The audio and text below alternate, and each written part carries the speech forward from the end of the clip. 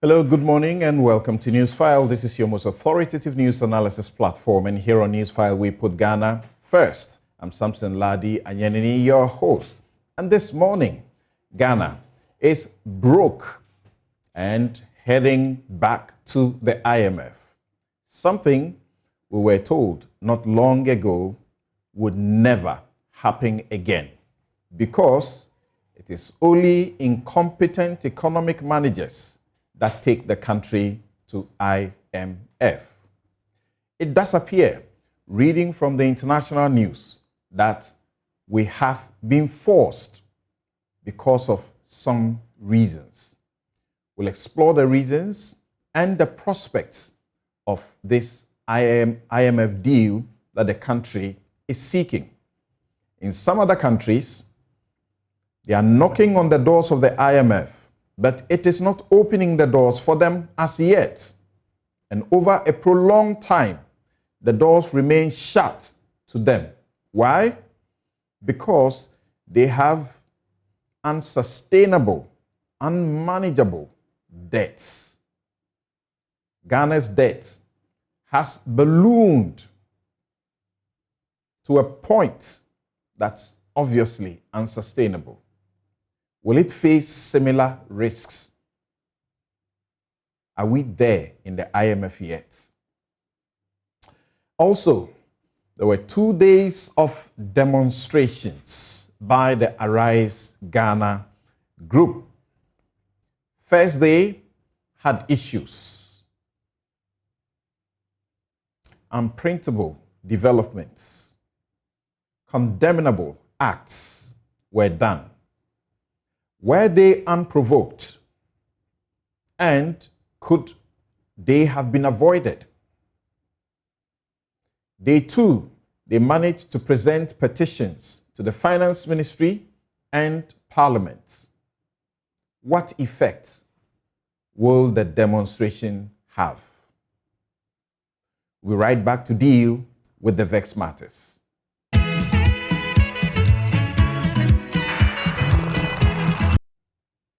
Welcome back. This is Newsfile, it's your most authoritative news analysis platform.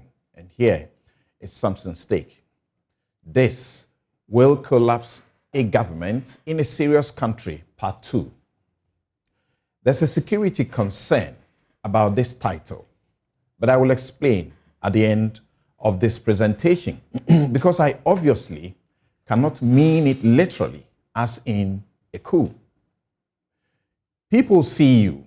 Yes, those friends and neighbors put up smiles but have questions. They know that until your party came into power, you could not afford much. Yes, for some of you, they know you could not even secure a bank loan for a 50,000 car. Yes, they gossip. And some of them, your best friends, tell stories. Today, you can pay spot cash in hundreds of thousands of dollars for a 5-bedroom house in a plush location in the city and do profligate stuff like, say, John, you may not acquire the property in your name, but they know. They know that approach is not a new strategy, but the standard operating manual for you thieving bunch of politicians and public office holders with opportunity and access to public funds. They know as much as you do that you do not earn a quarter of what you spend. They may not know how you come by your wealth. One thing they are setting off is that you cannot sincerely explain the source of income for that new big business or the one run by your relative or associate. They seem to have resigned to this vicious cycle that impoverishes the majority. Suddenly, you can afford what you call philanthropy, but which is limited to those select communities in that constituency you now visit regularly. They gossip about how you try to outspend the DCE, who is even using state resources in a manner to gain political advantage for a personal ambition. They are very familiar with what you are doing ahead of party or national elections. We know how many genuine people, or those who, don't have the opportunity of public office and unable to build a war chest and don't get support for electoral office. Some candidates in the upcoming MPP executive elections are telling the world the obvious as they complain about over-monetization of the elections. Dr. Kobina Arthur Kennedy was one of the party's best presidential candidates by all standards, but no one voted for him because pedigree and great ideas alone were not attractive enough. Even the media didn't give him as much attention ahead of the elections as they did after he released that book, Chasing the Elephant into the Bush. I gave him a bit of coverage. A couple of years later, he returned to Kumasi with a gift of a wristwatch for me, and I cherished it. He knew at all times that I will not accept even TNT. He and Boachi Chirmatin Ejakun appear to be in the same league. They have deep, enviable roots in politics and national service. They are frank, independent-minded. They have great pedigree and proven track record in the corporate world. And they show passion and conviction to offer good and principled leadership.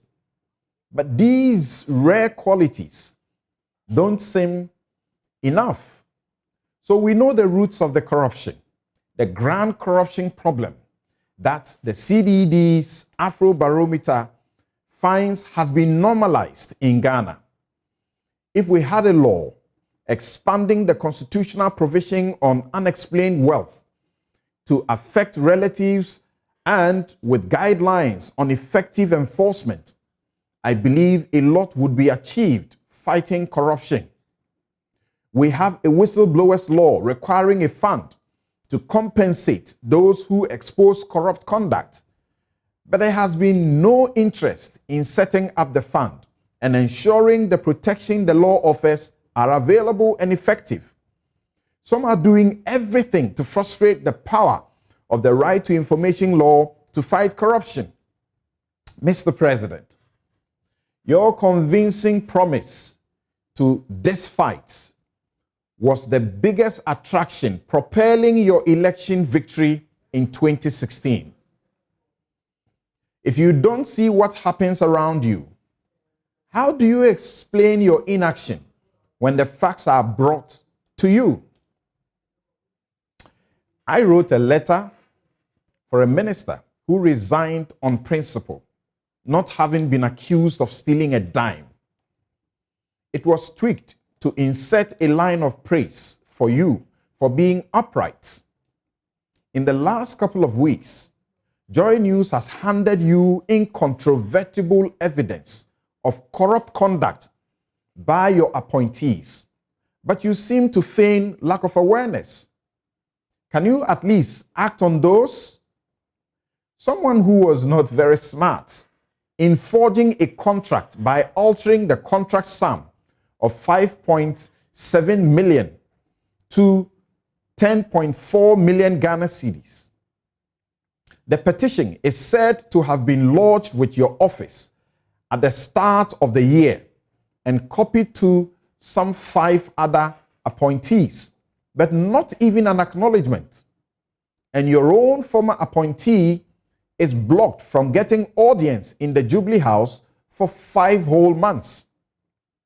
Well, we thank God the special prosecutor has intervened, commenced investigations, and taking steps to stop payment of the inflated amount of 5 million cedis since we raised the issue on Newsfile about a month ago and after he was petitioned.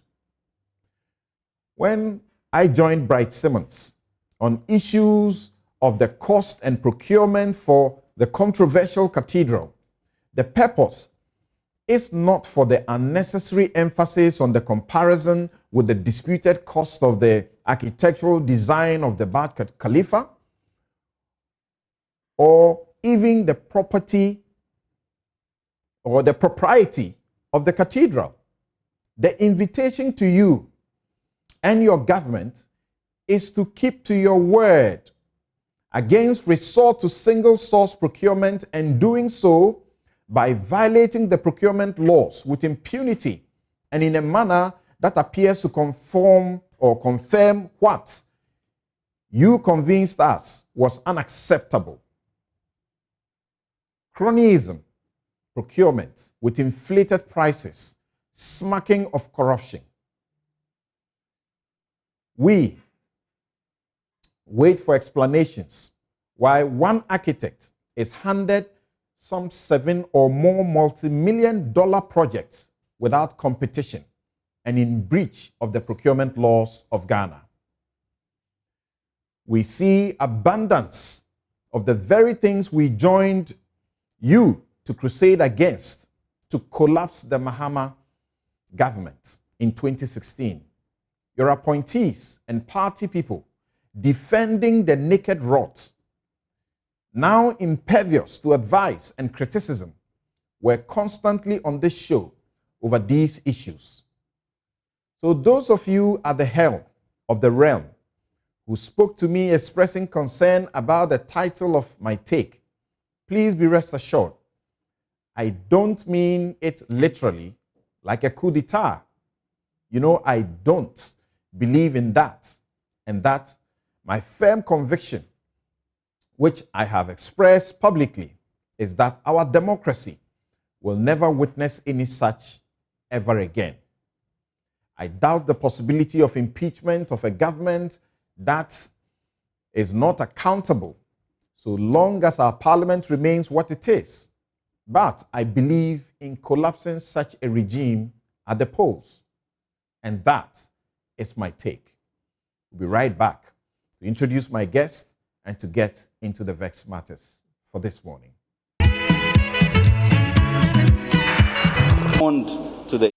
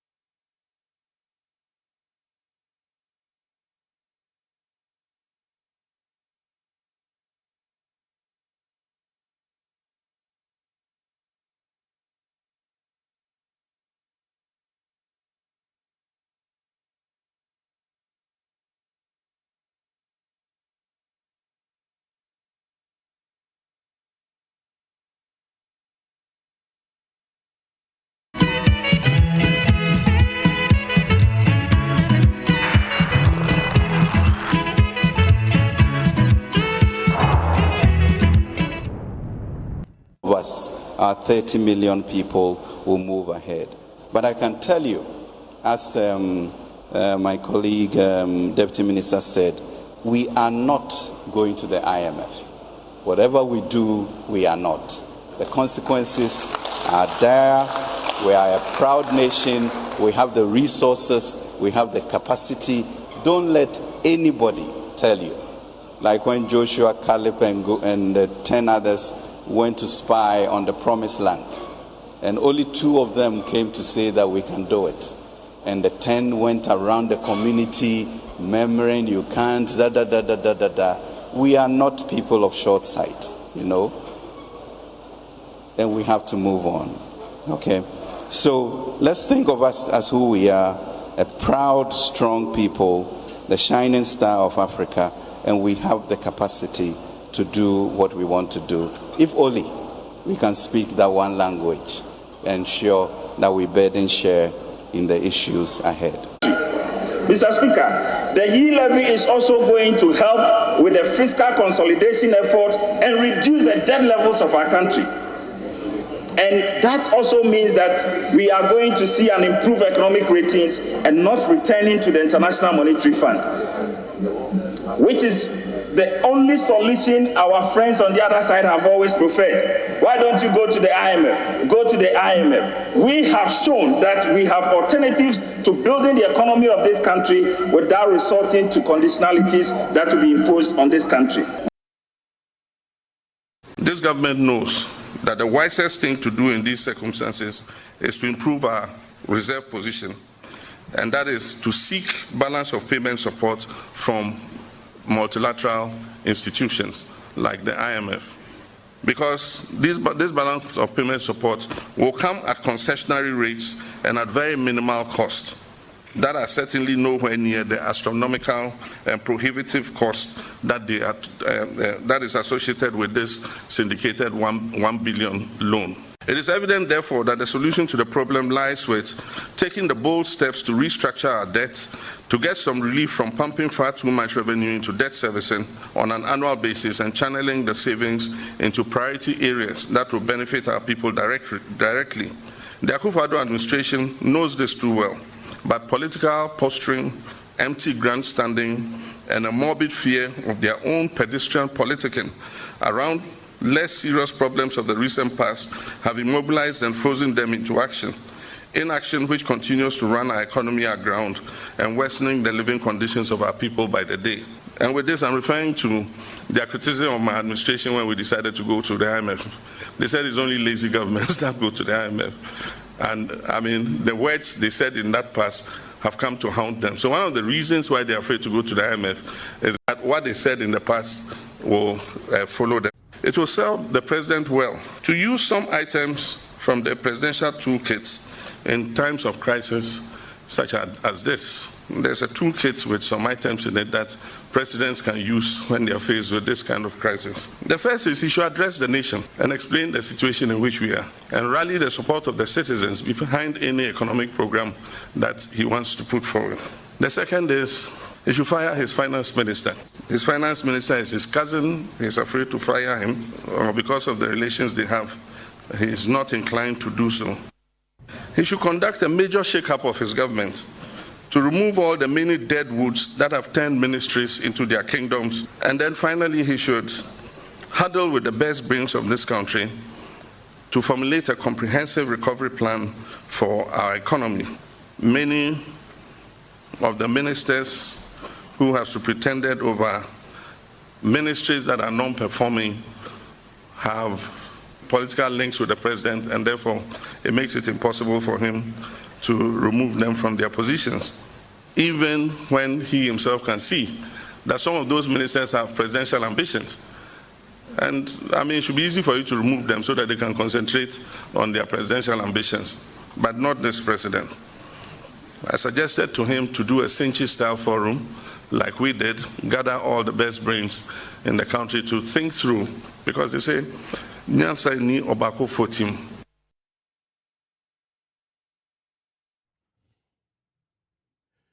Right, so you heard Ken Ofori-Atta earlier, and then you heard John Kuma. Ken Ofori-Atta is the Minister of Finance, and John Kuma is the Deputy Minister of Finance, and then you heard former President John Dramani Mahama. Right, so as you already are familiar with the narrative, this government has insisted that going to the IMF was a no-no, and that, in fact, it was a sign of incompetence in the management of the economy. There are previous comments by the former president, previous comments by President Nana Addo Dankwa Akufo-Addo, Dr. Bawumia, Mahmoud Bawumia, and members of the present government who came to the conclusion with such convincing emphasis that going to the IMF was the sign that the government was incompetent at managing the economy. The question now is, what happened?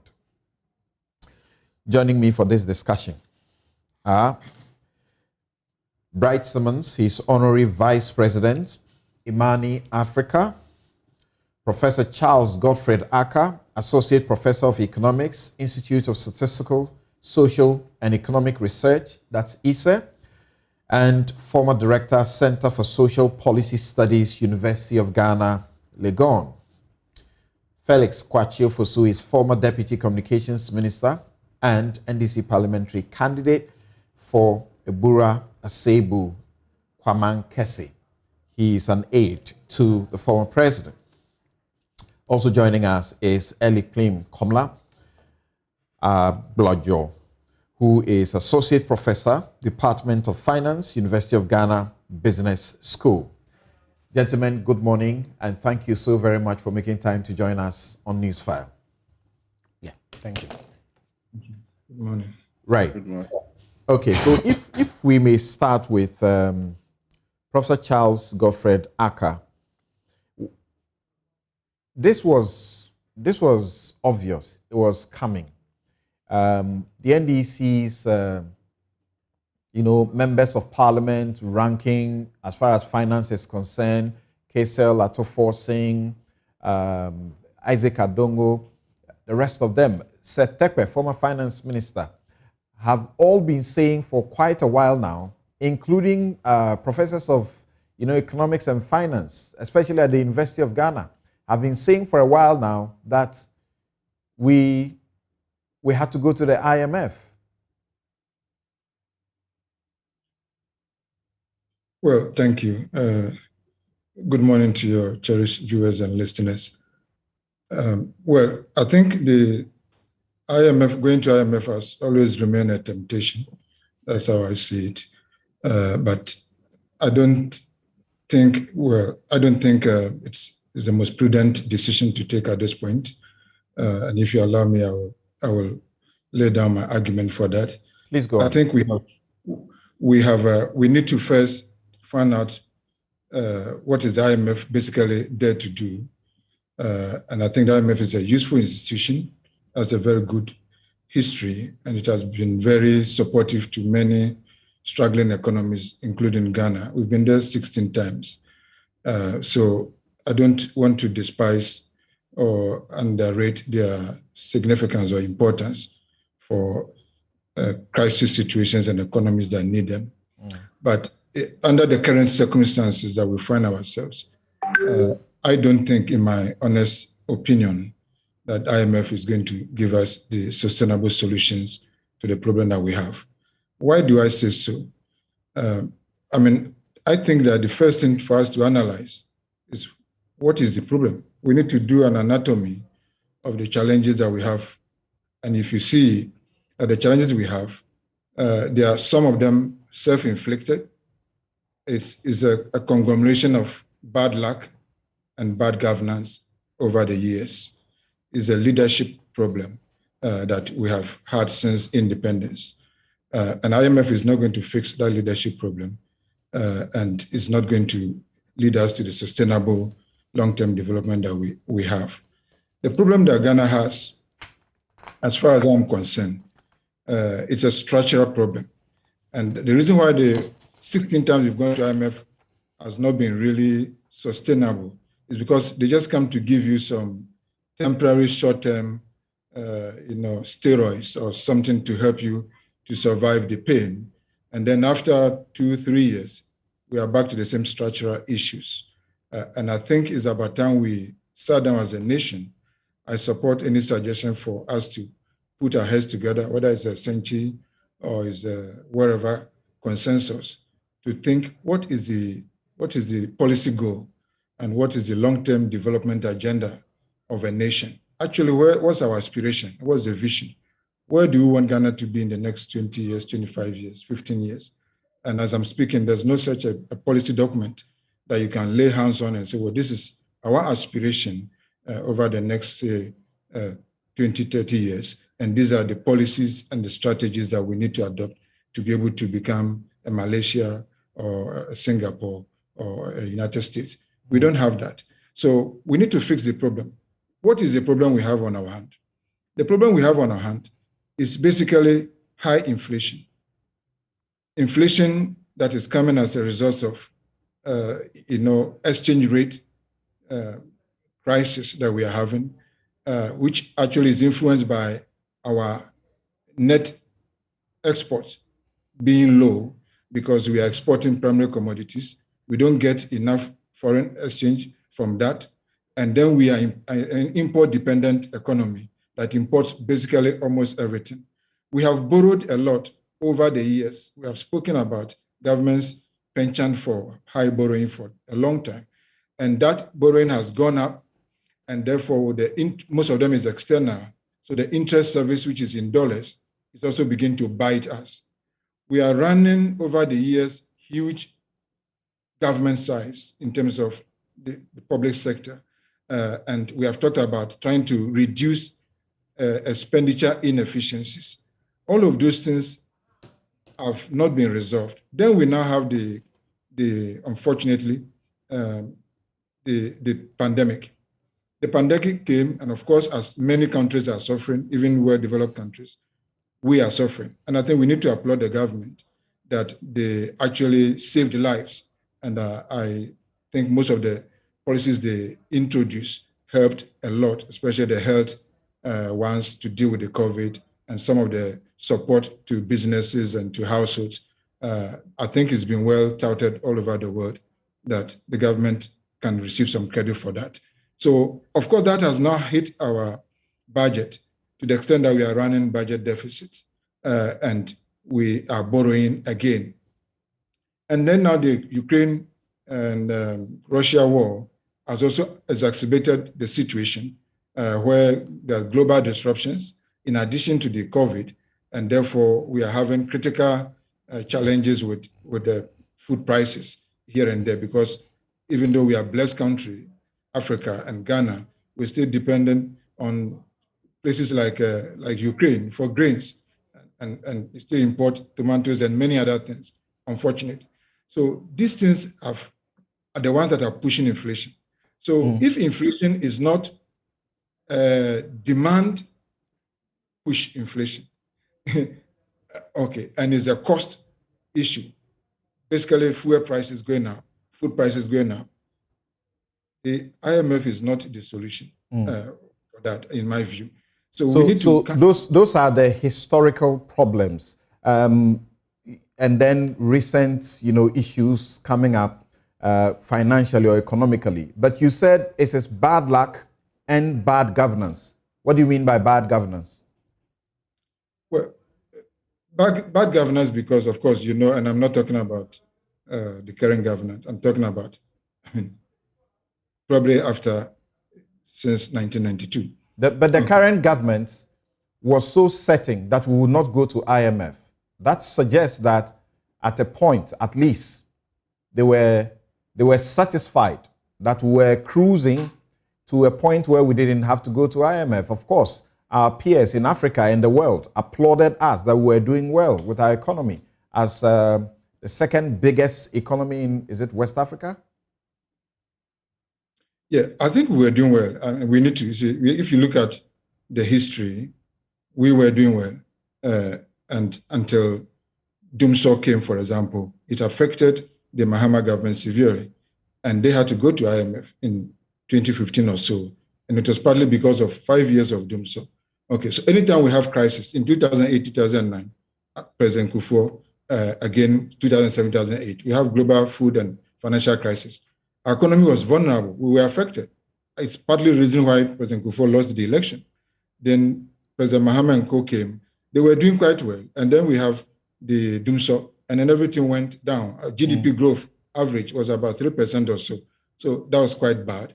Then when the NPP came, they were actually doing well. We began to grow around 6-7% more. We found oil also, luckily. So things were quite good until, sometimes when you are doing well, you can become complacent. But apart from that, again, we are hit with the COVID, and we are hit with also another external war. So I seem to support the earlier statement by the finance minister and all those who said that we are not going to IMF.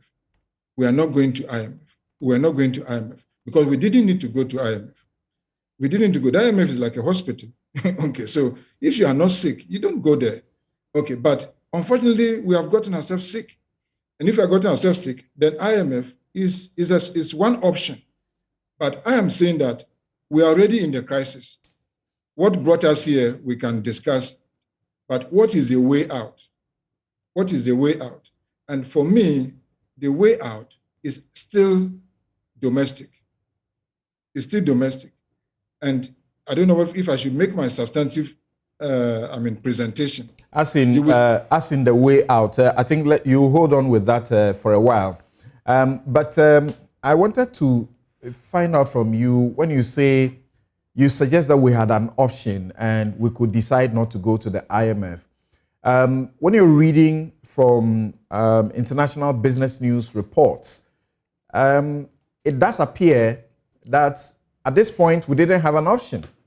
The Bloomberg, for example, says that after failing to find cheaper sources of funding, President Akufo-Addo's government on Friday said Africa's second largest gold and cocoa producer, what an irony, largest gold and cocoa producer, in fact, some add oil producer as well, will seek a bailout from the IMF. The nation's dollar reserves, please note that the nation's dollar reserves dropped to $8.3 billion at the end of April from $9.7 billion at the end of last year. According to the central bank, the country's public debt increased to 78% of gross domestic product at the end of March. And the rate on the $250 million loan, $50 million loan, is far lower than the 23.27% yield on Ghana's dollar bond maturing in 5 years, a level that locks West Africa's second biggest economy out of the Eurobond market. We've been locked out of the Eurobond market. Ghana lost access. We lost access this year due to higher debt and budget deficit levels, partly caused by the impact of the coronavirus pandemic. So we have no option, do we? We have option. Really? So yes, and I belong to the school of thought that believes that our problems can be solved internally. I honestly believe that. And I think if Africa continues to do the kind of things we are doing, it will take us another 1,000 years and we will still be the poorest continent and the poorest country. As I'm talking to you now, Japan's debt to GDP ratio is about 260%. And Japan is not in crisis and they're not going to IMF. Even the United States debt to GDP is almost 140%. China is about 70%. They're not going to IMF. The countries you are making the comparison with, is that not such an odious comparison to make? No, because it's normalized. It's debt to GDP is GDP. So basically, based on your GDP, there's a certain level of debt. So it doesn't really matter. And even we need more debt. See, there's no problem with debt to GDP. There's no higher level objectively determined that this is the debt to GDP that you must not go. It depends on where you are borrowing from and your ability to service it and what you are using the debt to do. As a country, as long as there's opportunity to invest and to invest in productive resources, areas that will create long-term growth, education, infrastructure, job creation, to get all these youth that went to demonstration those that you see at the traffic lights in their numbers, all those youth that are unemployed, almost 25% of the youth graduates unemployed. Any solution, any debt or deficit that you run to run a full employment, to engage such people, in the long term will give you growth that will sterilize any debt, that will come back to pay the debt if you raise the taxes from it. So how do we finance this? Is the discussion. The role of the government is the last resort. Okay. It cannot be said that the government has run out of money. Let me go around. Let me go around and pick other views, and then return to, take what you say is your way forward. What is your way forward? And joining us also by Zoom is Gabi Asare Ochre Dako. Now, let me get Professor Komla Agloyo's, views. Is it really the case that we have an option? Because by my reading, we have been going to the Eurobond market since the start of the government. We have been going to the Eurobond market and celebrating the rates at which we get and how they embrace and even oversubscribe, so to speak.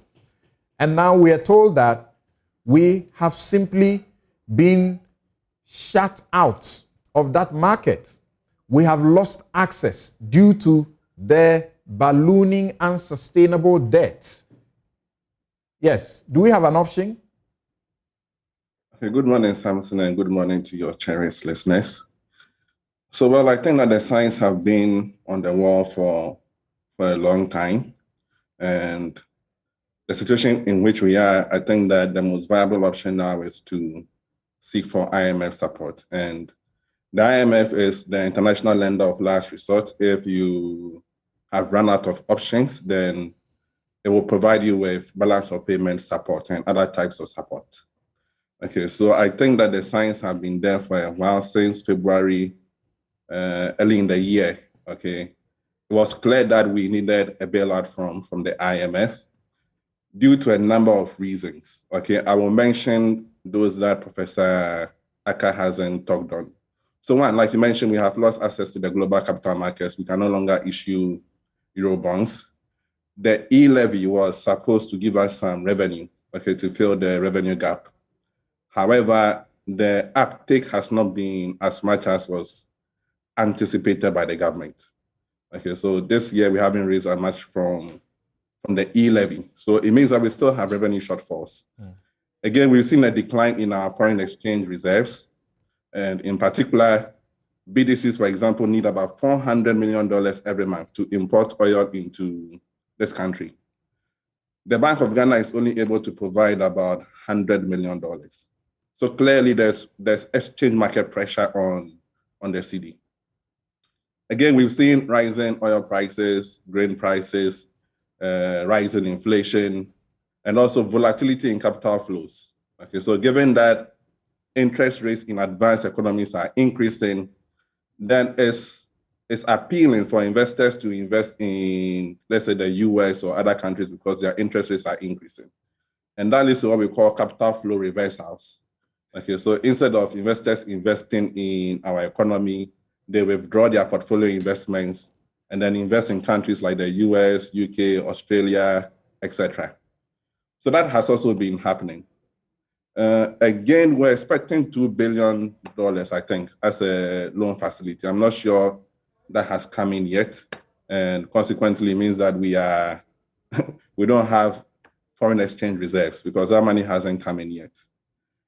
We've also seen the demonstrations in the streets. Okay, I think it's the Arise Ghana demonstrations also. And again, that's a sign that people are suffering, that there's political unrest, and that we probably need to go to the IMF as the international lender of last resort.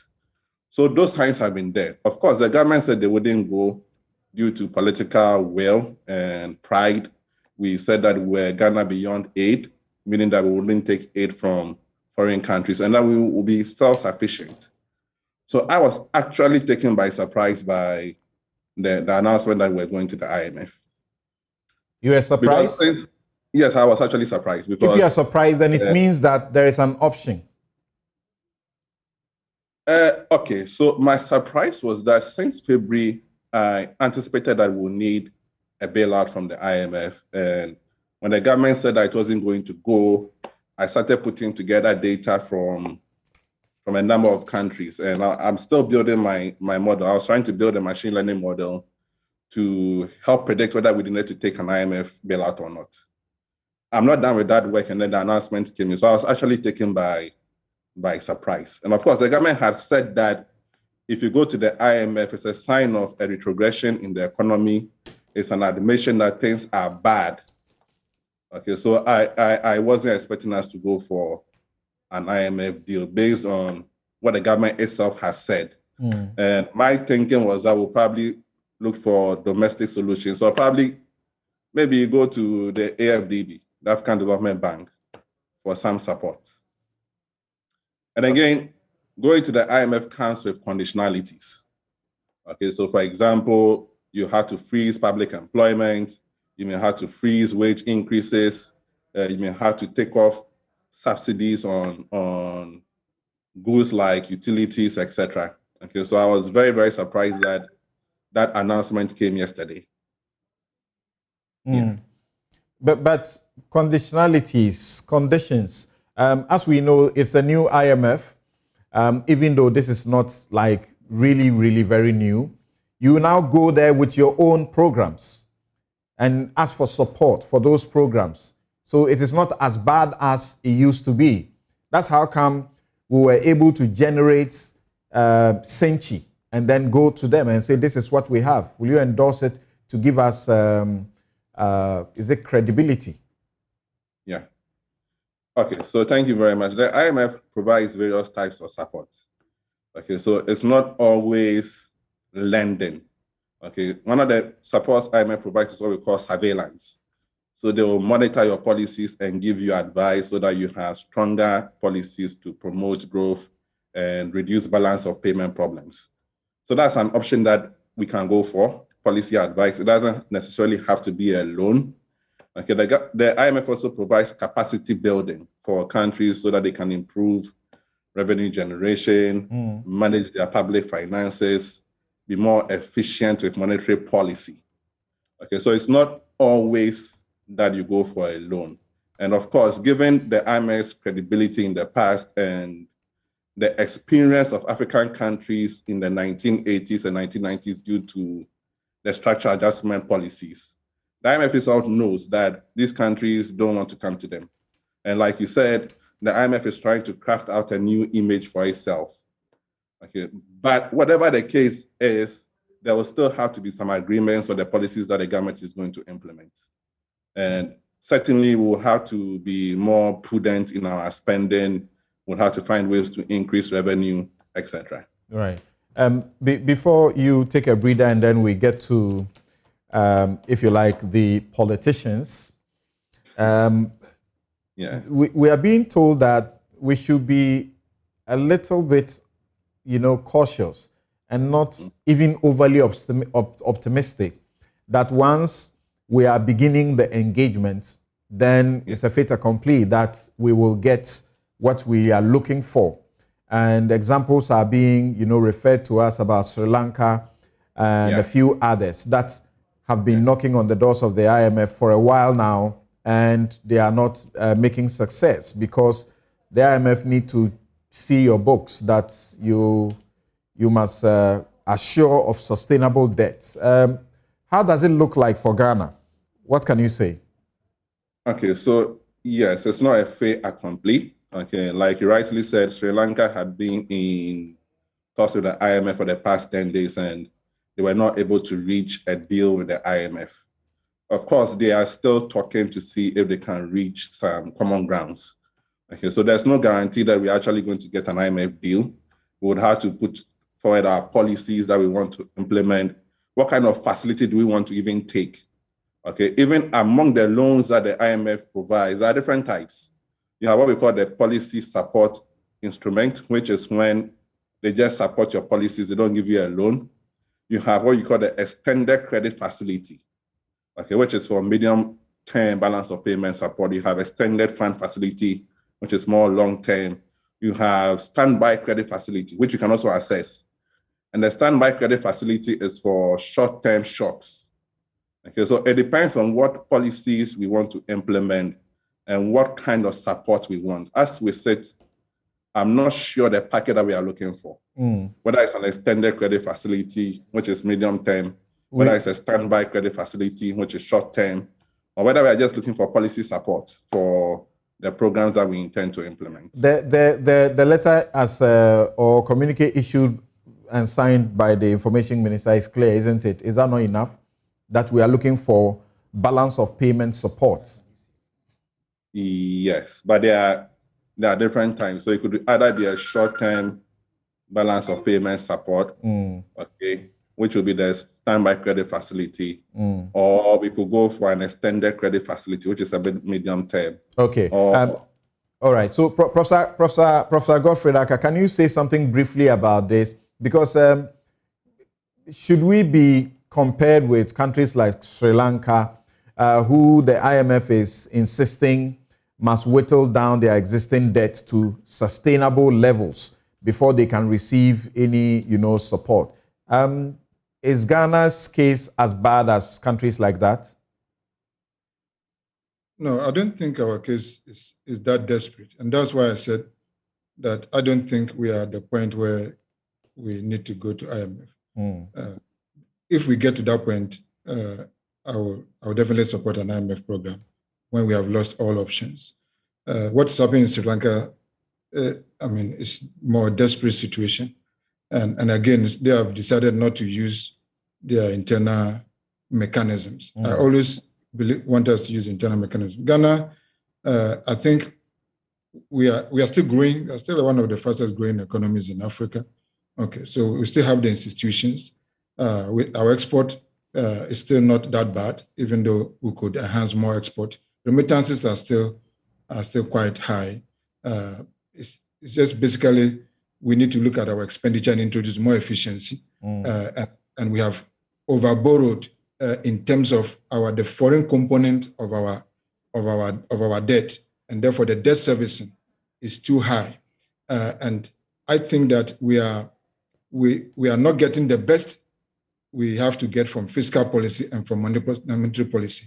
And I think these are the two institutions that we need to have a discussion. What is the role of the central bank and what is the role of the Ministry of Finance in dealing with inflationary pressures and in leading us to a sustainable development that engages full resources in the economy and create jobs? That's the discussion. And I don't see the IMF playing a role. The IMF role, look at the last amount of money they gave us. For 3 years, $918 million, about $300,000 a year. What would that do? Okay, so it could help you pay some salaries and deal with other issues. It won't build a road. It won't dualize the road to Kumasi. It won't put a railway from Elubu to Tamale or to Navrongo. It will not create jobs. And on top of that, they came with conditionalities. All IMF program will force you like they're trying to force Sri Lanka. Even whether they don't impose it or you have to impose it on yourself, you have to slow down on certain things. So we, at the last one, we decided to slow down. That's why they were not hiring nurses and teachers and many other things. It will still happen again. And it means that we are sacrificing employment for inflation. And that is what I don't want us to do. Okay. The situation of Ghana, Ghana's problem is more of unemployment than inflation. Now inflation of 27% is not that critical. Okay, let me come to the politicians, like I said earlier. Very briefly before you start your substantive issue. Sure. That comparison that is coming up should not be there, because in Sri Lanka things have gotten really worse. They can't even get fuel. In the last few days, people have to queue and people have to wait for days, and they have to make a determination that fuel has to be given for essential and important uses, not for just any use. We are not there, and we are not likely to get there. So we shouldn't be making that comparison, right? We will get there in very short order. Indeed, I refer you to a publication in the international wires in which the IMF's chief economist is quoted. I think she's also a renowned professor in Harvard. She makes it clear that countries like Ghana, Laos are on the verge of becoming like Sri Lanka. And indeed, her points are corroborated by government's own first quarter outings. I'm quite surprised that Professor Akan, with the greatest respect to him, I'm surprised that he's saying that there are other options and that we are not at the point where we should go to the IMF. This government has gone to the IMF because there is no other option. It is not like there's an option that government could have pursued. There's none. The only way out is to go to the IMF. Even that is not enough to address the problem we have because they have left it very, very late. Now, the NPP have become a victim of their own cheap pedestrian politic. You see, we've gone to the IMF 16 times, as many people have said. Up until 2015, IMF programs were not really such a big deal. Until the likes of Bawumia and Gabi and Akufo-Addo decided to make it a political hot potato for the NDC administration. So they doubled in all manner of false claims and demonized the IMF, made them look like they were a bunch of people with horns and tails wielding pitchforks to force problems down our throats, and that they were never going to go there. So it is not surprising seeing how humiliated they've become. I mean, the IMF announcement has become like a thunderbolt among the ranks of the NPP. They are so humiliated and disgraced, they can't even man up and mount any credible defense of why they are going. They have been forced there, and the reason why they are there is that they have no option. Now, government has published the first quarter outcomes for 2022. If you look at it, we are in such dire straits that if we don't go to the IMF, we will go the way of Sri Lanka in short order. Look at government's revenue, for instance. They projected that this first quarter, between January and March, they were going to make 14.6 billion Ghana cedis in total tax revenue. They managed to get 12.8 billion Ghana cedis, which is a shortfall of almost 2 billion Ghana cedis. Now, listen to this. Our total debt service for the first quarter was 13.9 billion Ghana cedis, which is 108% of all the money that government collected in taxes. So they were left with virtually nothing to do anything and had to borrow. Sorry, go over that again. I'm saying that if you look at the first quarter outcomes that government has put out, they projected that they were going to collect 14.6 billion Ghana cedis in taxes, including e-levy. They managed to collect 12.8 billion actually, which is a shortfall of about 2 billion. Now, total debt service in terms of interest and amortization alone took 13.9 billion Ghana cedis in the first quarter. This is 108% of the taxes that government collected. They had to borrow in order to pay salaries and meet other commitments.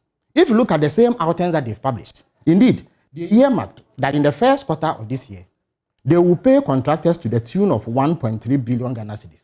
They were only able to pay 38 million Ghana cedis. They also earmarked that they will pay 285 million in other arrears clearance. They were not able to pay a dime out of it. And you and I know the tall list of creditors that government has that is unable to pay. Again, our cedi is taking a fall and it is depreciating. If you add that to inflation and all the other macroeconomic indices that are pointing south, it's created a huge problem. At one point, the share of domestic bonds that was held by non-resident investors, in other words, foreign investors, was 35%. It has dwindled to 15%. And so our reserves have dwindled by $1.7 billion. And the problem is mounting. Look, in 2 weeks' time, 6.2 billion Ghana cedis in domestic bonds will mature and we have to pay. Normally, what happens is that the foreign investors who hold our domestic bonds, they just roll over. So government has some space to operate. Now they are demanding that they should be paid. So we have to fork out 3.1 billion to pay them. That is almost $500 million. And it's going to hit our reserves even further. So government is in an extremely difficult situation. So when people seek to make excuses for them and say that there are options, I'm surprised that they can look at these figures and mount this sort of defense. Again, there's often an attempt, to compare us to countries that we have no business comparing ourselves with. I've heard people compare us to Japan, the US. They say, Japan has debt to GDP ratio of 260%. So if we have about 80%, it is not such a disaster. Look, it is a disaster for us. Japan borrows at such a low rate. They borrow under 1%. In addition to that, they use a fraction of their revenue to service debt. So they don't have the sort of fiscal rigidities that we have. In 2021, we used 92% of our tax revenue to service debt. The first quarter of this year, we used 108% of tax revenue to service debt. And people can look at this and claim that there were options. If there were options, given how arrogant and proud this government is, they would not have opted for the IMF. The sad part is that they have waited too long. They should have gone immediately after the elections when they noticed that we were in trouble. And often, they have sought to blame COVID. You see, we have dismissed the COVID narrative and excuse for the simple reason that Ghana... You dismiss it entirely? You see, COVID is a leveler. It affected almost every country on earth. And the most effective comparison you can make to see whether our situation is indeed comparable to our peers is to look at what has happened in the West African sub-region. There's none of the countries in West Africa that is posting the sort of outcomes that we are posting. Ours is such an outlier that there's something more fundamental than just COVID. And something you and I know that as far back as 2019, it was evident that we were heading for the precipice. Our deficit and debt were going out of gear. This government somehow convinced itself that it was on the right path, despite cautions and notes of warnings from various actors within the economic space of Ghana. They insisted that they were doing the right thing. Our deficit was topping 7% in 2019. Our debt to GDP ratio was nearing 70%. Yet they found creative accounting means. They hid the deficit under so-called below the line items and were understating our debt, and therefore it was impacting our debt to GDP ratio. That is how they thought they could get away with it. But now things have come to a head and they do not have an option. Now the timing is so late that the IMF program in and of itself is not going to help address the problem, because our biggest problem is our public debt. As I speak to you, it is nearing 400 billion Ghana cedis. And I suspect that the IMF will table as a precondition, or if you like, prior action, that something be done about our debt. Because you see, the IMF is also a lender. The money they will give to us is part of a revolving fund. We need to show an ability to pay so that when another country is in trouble, they can help them. So if they get a hint that our debt is not sustainable and we cannot pay, they will ask that we do something about debt. Now, what would they ask that we do? They will ask us to restructure. In other words, we should engage our creditors and have interest payments and other obligations deferred up to a point where our debt becomes sustainable. We have space in order to be able to pay. Now, there are missed opportunities, Samson. In 2020, the G20 set up what they call the Debt Service Support Initiative under the supervision of the IMF and the World Bank, where they allowed countries that were heavily debt burdened, like ours, to have some relief, so that coupled with the problems that COVID was posing, they will be able to get some relief and maneuver their way around the problems. Our government stubbornly refused to access this program. You see, the way that our debt structure is now, about 20% of it is held by multilateral and bilateral agencies, World Bank, IMF, EIB, and what have you. 80% of it is commercial. If we had accessed the DSSI, at least we would have had some relief and some space on the 20% that multilaterals held. But we forwent that. Only last week, President Akufo-Addo was in Brussels lamenting that the DSSI was not renewed after 2021. But the DSSI was available at least between May 2020 and December 2021. You refused to access it. And now you are lamenting that it is no longer available. So this government has been obstinate. But they would not listen. The debt issue that we talk about, you know how much of it is blamed on the Mahama regime. How is it? Look, when we left power, our debt to GDP ratio was 57%. We had total debt of 120 billion. Indeed, the highest amount we spent servicing debt was 10.6 billion Ghana cedis in 2016. Now, this year, all things being equal, they will spend about 50 billion Ghana cedis servicing debt. So our debt position was nowhere near what we have now. We had much more space to operate, even though we had fewer resources. This government has had over 500 billion Ghana cedis to operate. If after all of this, you find yourself in this situation, you cannot blame anybody but yourself. They took reckless decisions. Look, when COVID struck, it was the duty of government to proof citizens against the effects. So their primary responsibility had to do with ensuring that the disease does not spread and that people were protected. But they saw elections coming. And so they went ahead and did things that we could not afford.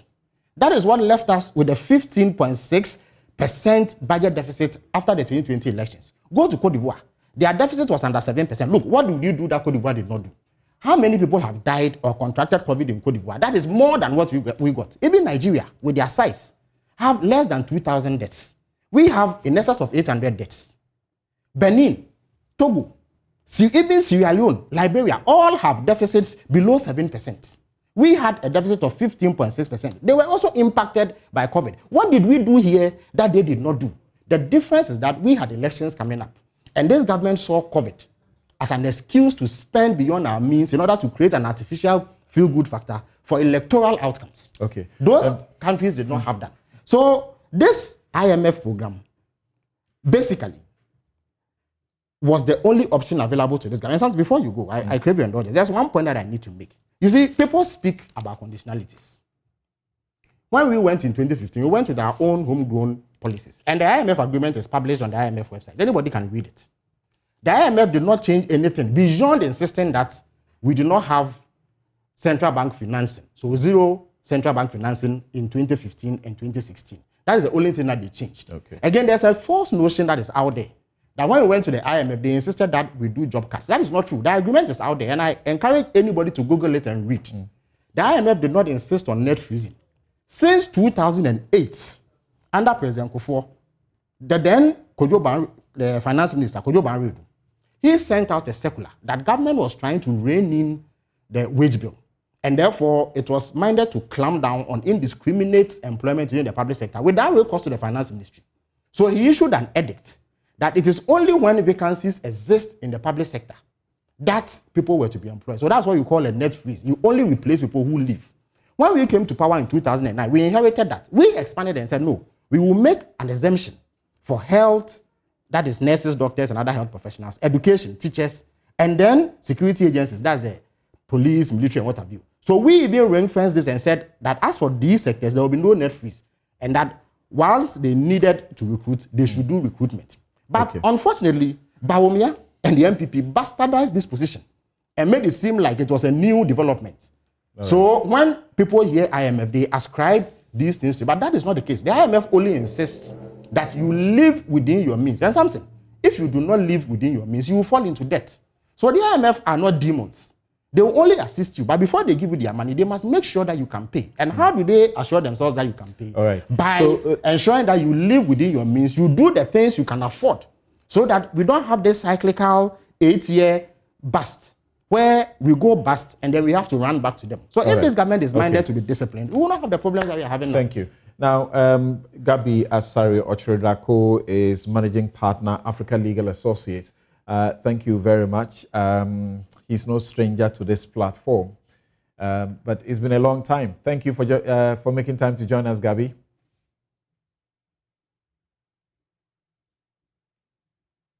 Please unmute your mic. Yeah, I just did, yes. Great. Yes, it's been a while. Hi, Felix. Right.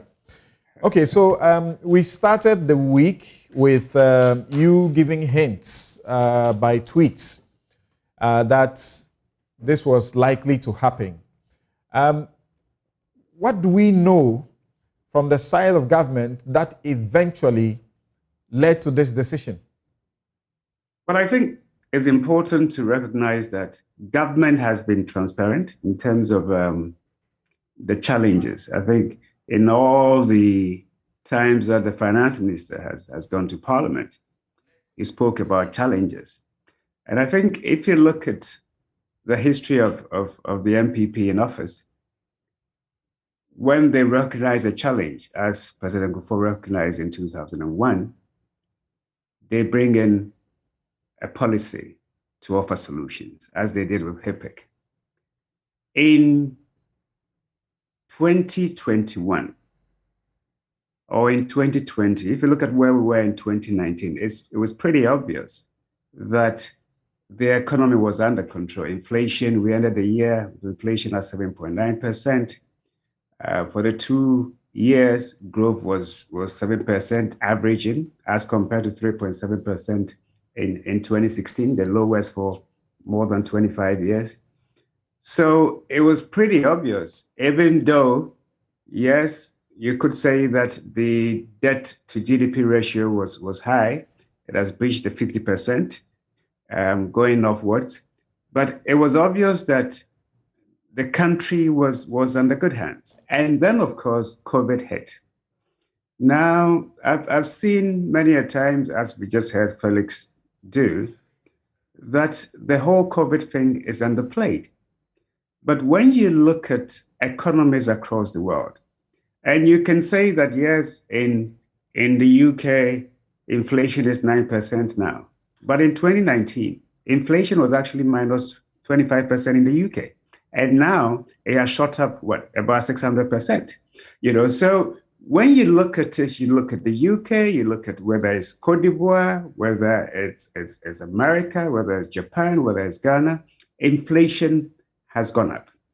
When you look at it, we all take fuel from the same place. Around this time in 2014, we were queuing in Ghana for oil in terms of petrol. You go to filling station, you couldn't even get petrol because we didn't have foreign exchange. We went into the IMF in 2015 when there was no global crisis. We went into the IMF in 2015 when we had just added oil to our resources 2 years prior. Okay, so it is quite different from the situation in 2015 as it is now. I mean, if I just quote something that the IMF... Professor Godfrey Daka refers to the doomsday as a crisis situation, part of the reason we had to go to IMF. You can say so. You can say so because we had a situation, it wasn't just doomsday, it was the price of turning our lights on. If you remember clearly, we had a situation in this country where hotels, not just hotels, businesses were actually working just to pay their electricity bill. Okay? It took a decision in 2018 to actually reduce electricity bills, not just in nominal terms, but in real terms. That cost money. And if you remember, for the past 6 years, and we'd never seen it in this country before, you've had a situation where electricity prices in real terms have not even gone. It's still lower than the rate of inflation, lower than the rate of depreciation. So things were being done prior to COVID hitting to make sure that the space for employment, the space for economic growth was expanded. And all these happened. So to sit and say that it has been reckless on the part of government, I find that pretty rich coming from the NDC. But beyond that, I wanted to ask you this. When I think all reasonable people will agree that you can't downplay COVID, and you can't also take away the Ukraine-Russia crisis. But from where you sit, what percentage of COVID is blamable for why we are where we are? Okay, let me just quote something to you. This is the MD of the IMF in April 2022. To put it simply, we are facing a crisis on top of a crisis. First, the pandemic. Second, the war, Russia's invasion of Ukraine. The economic consequences from the war spread fast and far to neighbors and beyond, hitting hard as the world's most vulnerable people. Ghana has not been an exception. I speak to you, I'm not in Ghana. Where I am, okay, the tenants, okay, are complaining because their electricity bill has gone up, gas bill has gone up from £1,000, £11,000 in a month to £60,000. Okay, where I'm sitting now, I'm not in Ghana. And I don't think anybody can say that what is happening in Ghana is peculiar to Ghana. It is not. You are saying that COVID played a role, but what about the other circumstances? Yes, of course, because there's vulnerability in our system. And what you have to ask yourself is, what was the government doing about it? So government came to Parliament in November 2021 and said that, look, we are not in a good situation. We intend to raise this amount of money in order to deal with the situation. And it introduced a policy. Government introduced a policy, made these calculations based on the e-levy, that it thought that it could raise enough money if all been well. We've heard Felix Kwashi given us numbers in terms of projections that government made, that it would have raised X amount of money. It fell short by 2 billion. Now ask ourselves, why did that happen? It happened because for 6 months, one of the main tools of raising money for this year, okay, was frustrated in Parliament. And we heard on Monday. Gabby, sorry, but there's a reason. There's a reason I ask if it was possible to apportion how much of the problem is blamable on COVID and the external issues we are talking about. But the thing is, you have to just look at the numbers in 2019. And I'm saying that in 2019, if you look at in terms of our revenue to debt servicing, it was not where it is now. If you look at our numbers in terms of debt to GDP ratio, it was nowhere near where it is now. And if you remember, even in 2019, government has passed a law, okay, to impose a ceiling on budget deficit. It was 5%, and they hit it. Okay, so in terms of managing the economy, there were challenges, but the policies were working. And I think that's how we have to look at it. No one can say that it's only because of COVID we are here. We had challenges. That's why we went to the IMF in 2015. That's why we couldn't even come out of it. We went off track in 2016 and came back on track 2017, 2018. So there were challenges.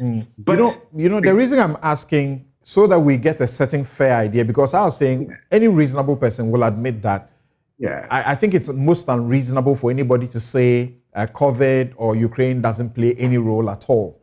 But the World Bank has said earlier, the World Bank country director had said earlier that the macroeconomic challenges persisted even before the emergence of the COVID-19 pandemic. And he said, quote, yes, COVID-19 has not helped. But even before COVID-19, there were signs that the situation was getting a little bit challenging, end quote. But I can't dispute that, because the situation was challenging in 2014 and 2015 when we went to the IMF. Nobody can dispute that. Okay, but the point is, what was the trajectory that the country was on? Those are the things that you have to look at. And let me give you a few examples. If you look at in terms of exchange rate levels, okay, by 2017, let me just give it to you. Okay, 2017, it was minus 4.9%.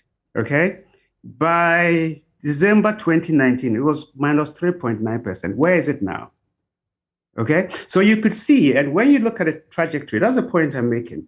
It is obvious that steps were being taken to deal with that, but there were weaknesses, fundamental weaknesses within the system. So what did COVID do? And when you look at the numbers, not just in Ghana, when you look at inflation, we've seen about 350% increase, okay, in inflation from December 2019 to May 2022.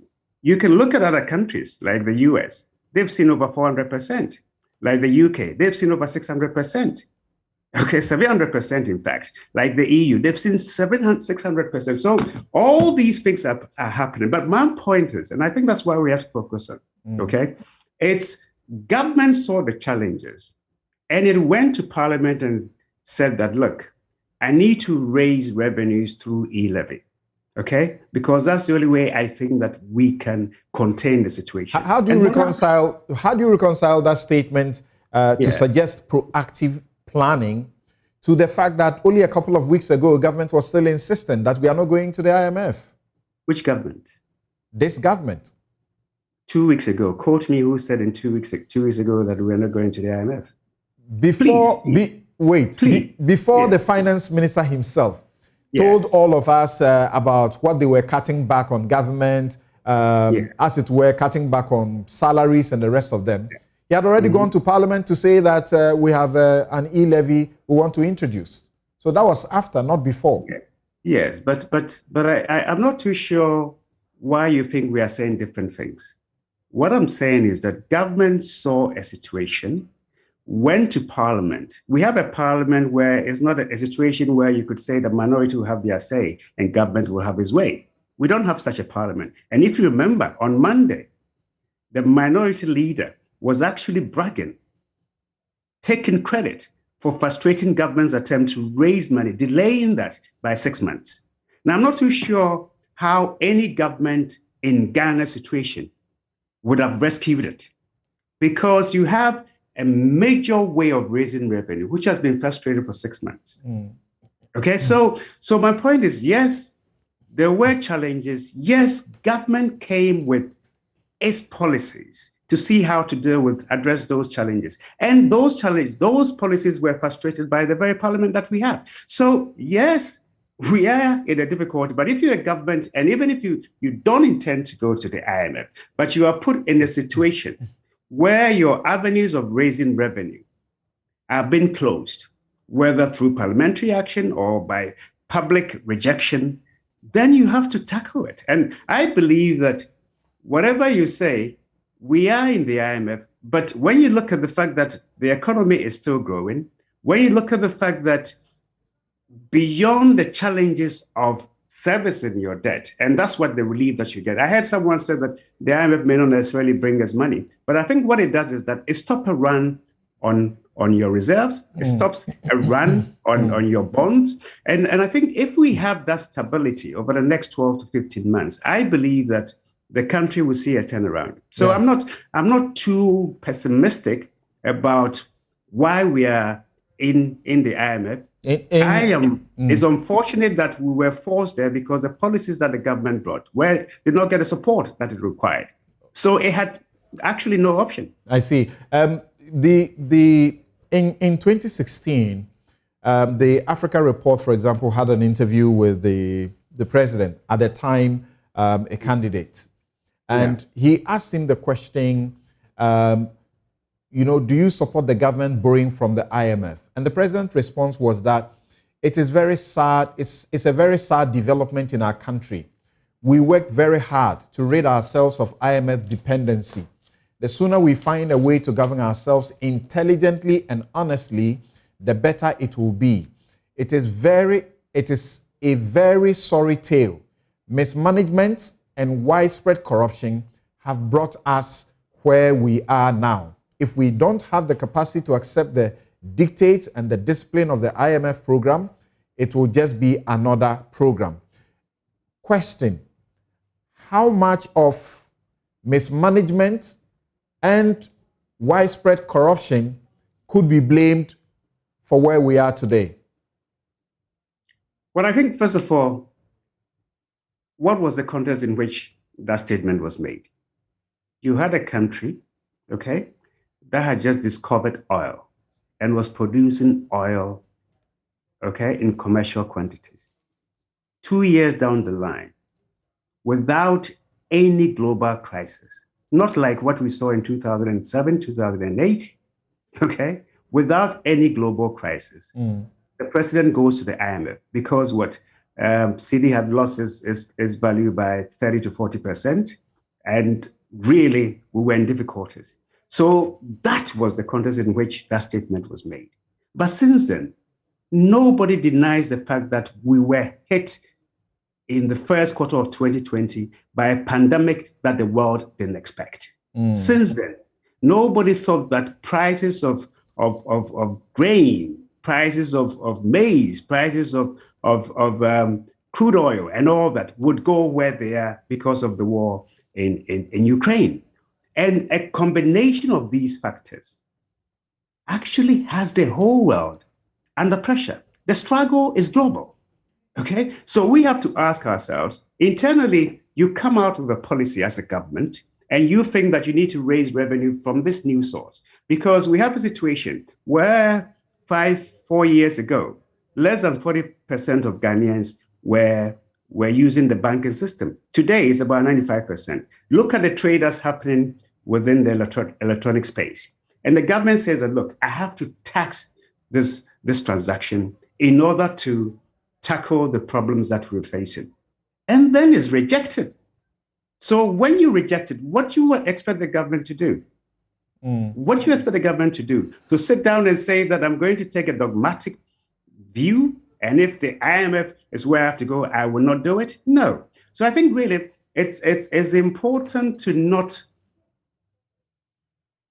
say that, yes, because Akufo-Addo said certain things in 2016, those things should actually guide his decisions today. Decisions that you take as a government. Okay? Except that the suggestion now is that we are late, and this should be my question to you before I go around again for the other views, particularly from the professionals, so to speak. The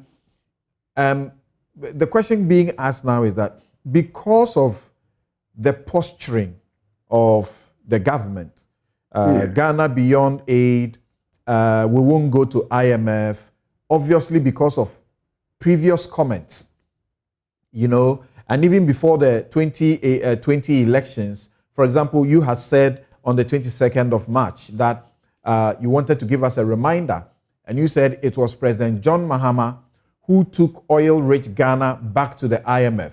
He did that because he had run the economy down and needed to be rescued. He's asking for your vote again in 2020. So people should watch out what sort of a person they were going to hand the economy to.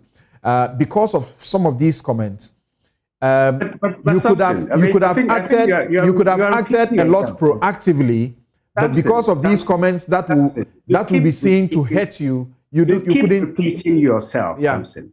You keep repeating yourself. What is the point? Look, this is the most universally complex policy environment of our lifetime. This is the IMF saying this, okay? The situation that the world is in today had never been seen before. That is if we agree. No, that is if we agree. If we all agree that COVID is completely responsible, and then Ukraine. I mean, how can COVID be completely responsible? The point is, what you have to realize is that before Ukraine, the government said COVID.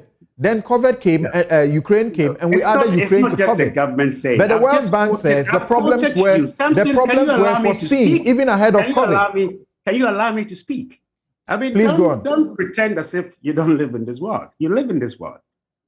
You know what is going on in this world. Before COVID, the government was tackling the situation that we had in Ghana. And the numbers attest to that. Do you deny the fact that inflation was down to 7.9%? Do you deny the fact that growth was 7%? Do you deny the fact that they were still fixing roads? They were still paying for free SHS? They were still investing more money in anti-corruption institutions. We're employing more people within the health sector. We're employing more people in the police. We're employing more teachers. Do you deny all these things? You don't. You don't deny all these things. So the question is that, because your pride will be hurt, bruised, you have delayed. And this lateness will cost us even more. The delay, if you want to talk about delay, ask yourself, why did also Parliament delay in passing the solution that the government had brought before it? Those are the questions that you must have the answers for. Even after going to Parliament, the minister said, we will not go to IMF. Of course, because the minister believed that he had a solution, and that's the solution that we had. And what has happened to that solution?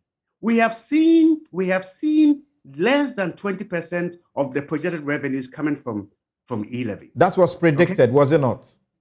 What was predicted? That e-levy was on the way to go. Predicted by who? Analysts. Including Imani. Imani are now going to dictate to us how to run a country. Let me explain something to you, Samson. You are looking at a government, and I'm talking specifically about the MPP, and I will go back to 2000. Look at their record. In 2000, we had economic crisis. They brought a solution. And by the time we left office in 2008, there were challenges because there were financial crisis, okay? And those challenges did not stop the debt crisis from coming down, did not stop President Kufuor from actually leaving a legacy, including rich oil Ghana, okay? In 2017, what were the crises? You had a crisis where people can go to the bank and they could not even get their own money. The money that you have deposited in your own account, you could not get access to. In 2017, we can talk about 2 extra oil fields. We can talk about the support, the support that came from the World Bank, the IMF, and even the Bank of Ghana for COVID. Samson, you can talk about two oil fields. Look at the barrels that are coming from those oil fields. How are they different from what we had a few years ago? Those are the things that you should also look at. How are they different? You can talk about the support from the IMF. Was that what paid for the salaries of teachers and doctors and public servants who stayed at home and were still being paid? The support that was given to the electricity sector, the water but when you make the comparison, when you take the comparison to the NDC, you are told what the facts are. You have had such enormous resources. And Felix Like just what? said a while ago, over 500 billion. Over 500 billion of what? Over 500 revenue. Samson, you are looking at revenues and you are looking at expenditure. Okay? What have you seen over the last few years? You have seen that there's more money going into roads. There's more money going into even services out there. I heard Felix said that when they left office, it was 10 billion. It wasn't 10 billion. 2016, it was 18 billion. And when you look at the budget statement that was brought to Parliament in November 2016, government could not even tell how it was going to sort of fund beyond salaries and paying interest rate, where the revenues were going to come from. That was the situation the country was in 2016 going to 2017. Okay? So for me, once you admit that, yes, there were challenges, but yes, by December 2019, the country was on the right trajectory. And then COVID hit. And it hasn't been peculiar to Ghana. Then you had Putin. It hadn't been peculiar to Ghana. But then the government comes to Parliament and says that, look, this is the situation that we have. I propose that we raise more revenue, additional revenue by way of e-levy. And for 6 months, that policy was frustrated. And when that policy is frustrated, what do you expect government to do? It is saying to you that, look, I'm going to go on an IMF program. You and I, as we sit here, we don't know the facts. We don't know the several options. We don't know what the options are. But people also ask the question that when it comes to borrowing, for example, you have borrowed in excess of, is it 280 billion? What happened before 2016? The rhetoric was that we're getting to unsustainable debt level. Bawumia led the charge so eloquently, and he was believed. Yeah. And now see where our debt burden is. How do you explain that? Why at all? Why at all will you profess capacity to do better and yet take us to such a circumstance? Samson, ask yourself, how come even under these difficult circumstances, okay, we don't have to service any sovereign bond in terms of the principle until what, 2025? What you've seen over the last 4 or 5 years is that even government can go borrow, and we saw that happening. They can go borrow at cheaper rates to service all debt. Okay. So borrowing per se is not bad if the previous government borrowed at, say, 9%, and I can go and borrow at 6% to help service part of the old debt. I don't think that's bad economic management. Well, people tell us, today people point to what the borrowing was for and ask the question, you've borrowed so much, enormous. What do you have to show for it? I think perhaps you have your own set of questions. So when I answer, you don't even listen. You don't even listen. I'm saying that government actually goes to borrow cheaper to service all debts that were more expensive. You don't listen, Samson, because... All right, we take a break. We take a break here. And gentlemen, when we return, I will return to you all to look at the way forward and what the potential impact of the so-called lateness in going to the IMF will have. I hope we can do that quickly. We'll be right back.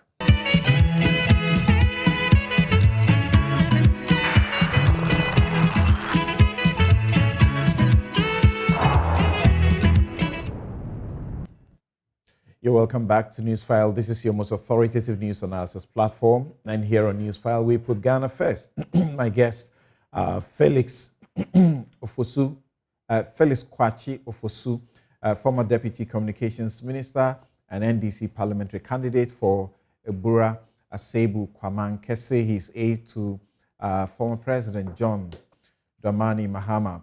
Also on Zoom, Gabi Asare Ochre Dako is a member of the NPP. He is managing partner of the law firm Africa Legal Associates.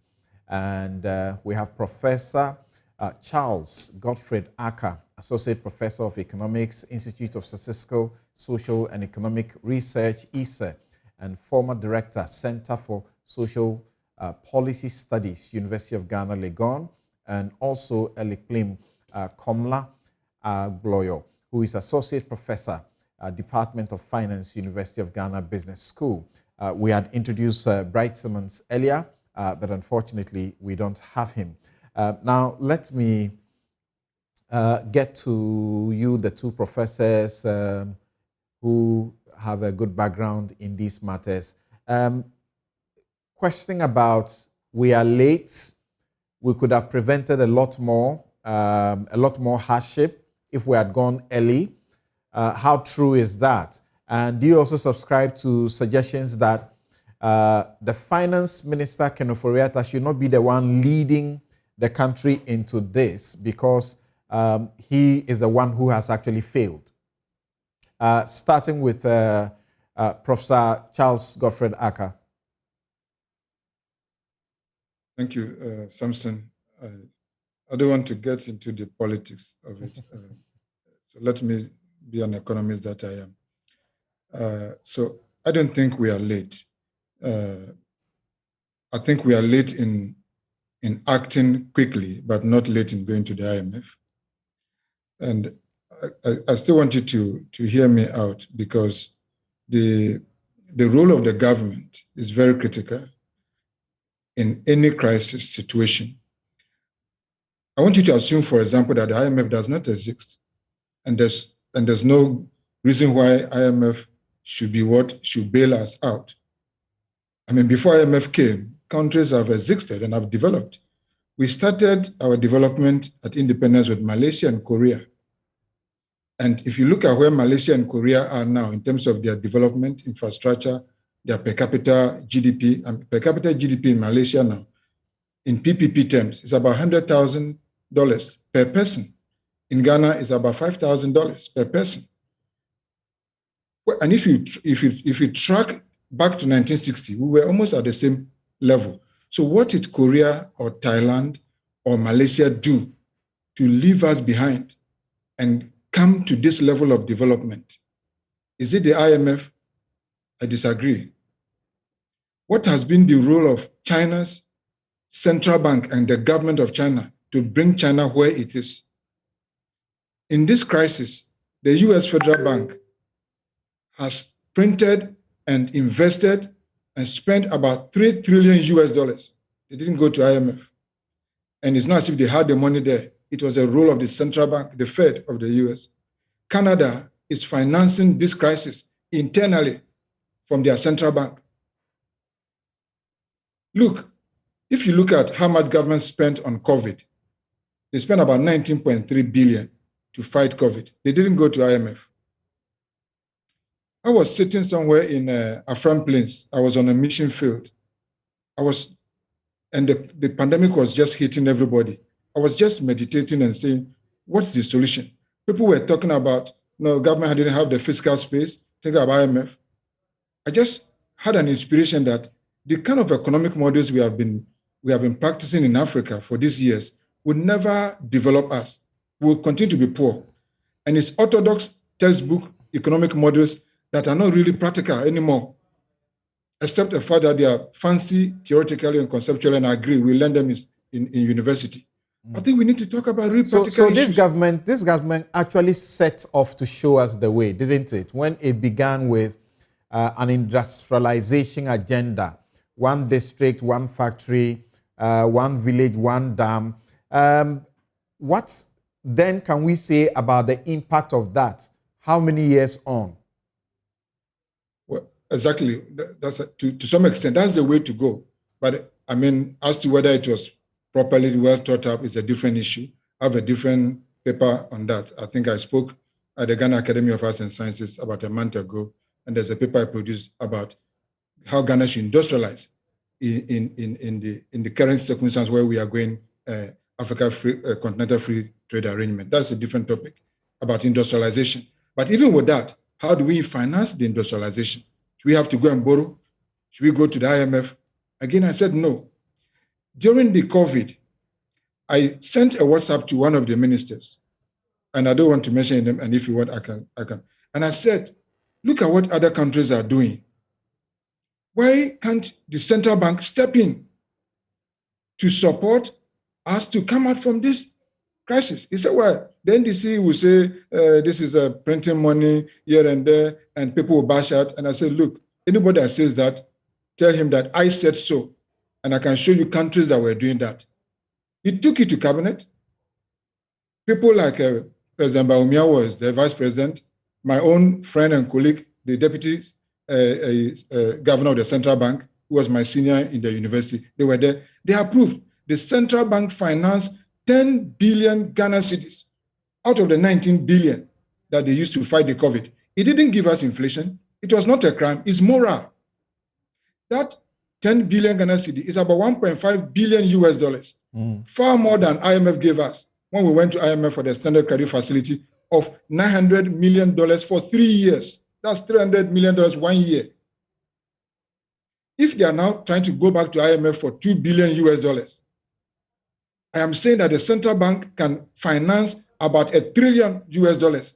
Okay. And depending on how it is spent, it should not cause us inflation. That can fix our roads, create the industries, employ the youth on the street. It should not be IMF be the solution. They will not give us anything that can change Ghana in 10 years. Okay. So I believe that our problem is the central bank. And the IMF is saying that the central bank is zero financing. Why should it be zero financing? What is the role of the central bank? The cedi is a public good. We don't go and get a cedi from China. The cedi is printed by Ghana. So if Ghanaians are unemployed, go to 37 hospital. I was there yesterday. No beds. Go to Kolebu. No beds. People are dying. Maternal mortality. Why do we sit down as poor country when we can print the cedi and when we can finance industrialization, which other countries have done? So I think that we need to sit down and discuss both NDC and NPP and say, where do we want to go? What are our challenges? And how do we fix it? And how much do we need the central bank to support? And how do we spend it? And I think it's far more than going to that. Yeah, Prof, except that we appear to know these solutions. We have known them for forever. For as long as I have heard President Akufo-Addo, for example, campaign for elections, he talks about the Gagisbeck economy, and still doesn't look like anything is working. We are still doing an import-driven economy. Ukraine, Russia, all that way, a little sneeze, and we are all catching cold. A terrible situation for Africa, actually, an African development situation. All right, thank you very much. Now, Prof. Abloyo, what would you say? Are we late? And what are the effects of that? And what is the way forward? What should be our posture in going into the IMF? Do you also want to plead the fifth when it comes to the questions being raised that this finance minister, over a long period, has shown that he's not up to the task and he should simply give way to someone else? Okay, Samson, thank you very much. So I also stay away from the politics. So I also plead the fifth. I'll stay away from the politics. I think that going into the IMF program now or later may have implications in terms of making the negotiations a bit more tough for us. Because things are worse than they were earlier on. Okay, but let me also say that even strong countries may be faced with crisis and may need support from the IMF. Okay, so I also wouldn't go into the politics of whether which government is to blame. Okay, but what I'll say is that even strong countries can be faced with crisis and may be forced to go to the IMF. And indeed, the IMF has tried to reform its reputation and to take away the stigma that countries face when they come to the IMF. Now, in terms of a few things that I'll comment on the e-levy, for example, yes, I think that's a good policy. My challenge is the way it was implemented. Okay, and I wrote a paper explaining how I thought that the e-levy could be implemented. In particular, the percentage on value is a challenge because it forces people to avoid the tax. Okay, and it's well known. There's something called the Laffer effect. If you introduce taxes, it can change people's economic behavior. And that is what we are seeing now. And that is what I predicted before the e-levy was actually passed. I actually took my time with some assumptions to do projections to see what the revenue will be given changes in behavior. So yes, I wouldn't say that e-levy is a bad policy, but I think that the implementation could have been better because we need to raise our tax to GDP ratio. Now, what do we need to do as a country to more or less strengthen us and protect us against future shocks? So one, we need to build our foreign currency reserves, okay?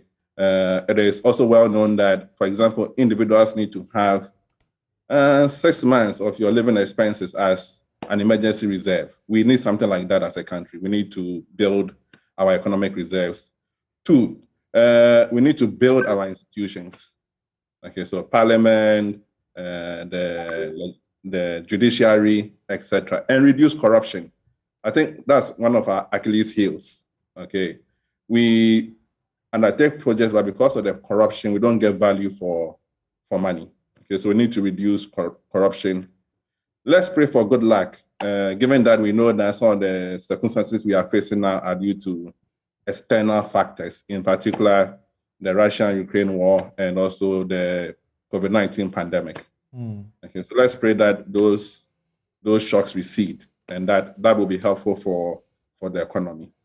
We need to change the structure of the economy. There's a fear that as we go to the IMF, flagship programs, development, work, construction work, and the rest of them, that opens the economy up, and for money to be in the system, will all suffer. How far-reaching will that be? Well, it depends on how we are able to negotiate and argue if these policies are needed. I think we may also need to review some of the social policies. Okay, so for example, the free SHS. Again, good policy, but we can talk about how it is being implemented. Okay, there are people who can actually pay for their children's education, and that has been one of the reasons that have increased our debt position. Again, the one district, one factory, good policy, but implementation, we can also look at that. Okay, so we need to argue that these policies are necessary to promote future growth and increase the stability of the economy. So that will be a matter for discussion and negotiations with the IMF. Yes. Interesting. Yes, Felix. Gabi drives a narrative that seeks to suggest that we didn't have any difficulties at all in 2015 and we just ran to the IMF. Look, we faced what I would call... Or if you did, they were self-inflicted. No. Doomsor started in August of 2012. President Ama had been president for barely 1 month. With the greatest respect to everybody listening, he didn't mount the pole to cut wires and ensure that we sleep in darkness. It was the combination of years of underinvestment, especially in the 8-year tenure of Kufuor, preceding President Mills' time. But he took the bull by the horn and fixed it. So it impacted us severely, and it had an effect on all sectors of the economy. And Professor Aka was right when he pointed to that. In addition to that, we had only one oil field. By 2016, we were producing less than 80,000 barrels a day because there was a problem with the FPSO. So we simply could not get the oil out of the ground. It took 1 year to fix that problem. As I speak, Gabi and his friends in government have access to 3 oil fields with close to 150,000 barrels of oil produced a day in Ghana. What was the oil price in 2016? It was $40 a barrel. Today, it is about $100 a barrel. So they have had far more resources than we ever had access to. When I raised the issue of debt servicing, Gabi disputed it. And I urge viewers to just Google the 2016 budget. It's on the Ministry of Finance website. And check Appendix 3A. You will see the amount we paid for interest in 2016. It was 10.4 billion. In 2021, this government paid 35.8 billion Ghana cedis in interest payments. Amortization alone took 15 billion Ghana cedis. in 2021. And this year, the numbers are not dissimilar. So it is clear that the biggest problem we have is debt servicing. And until something is done about it, we are going to have the problem that we are having now. The other issue too is that, you see, Gabi and his colleagues in government are overflogging the COVID issue. And I told you in the earlier round that you can see whether COVID is really the cause of our problems by assessing the performance of other countries that face the same problem. Unlike Dunso, which was peculiar to Ghana, COVID was a global phenomenon. So you have the opportunity to assess how other countries did and see whether it is remarkably different from how you are faring. And the answer is that we are an outlier. Our situation is much worse. So what is it that we did in Ghana that others did not do that plunged us into this situation? That is where the election-related overspending comes in. And I have to disagree with Professor Aka. You see, the IMF, again, is not a demonic institution. What we call conditionalities are, in fact, prescriptions that ensure that you live within your means. You cannot live outside of your means and expect that you will not fall into debt and the sort of crisis that we fall in.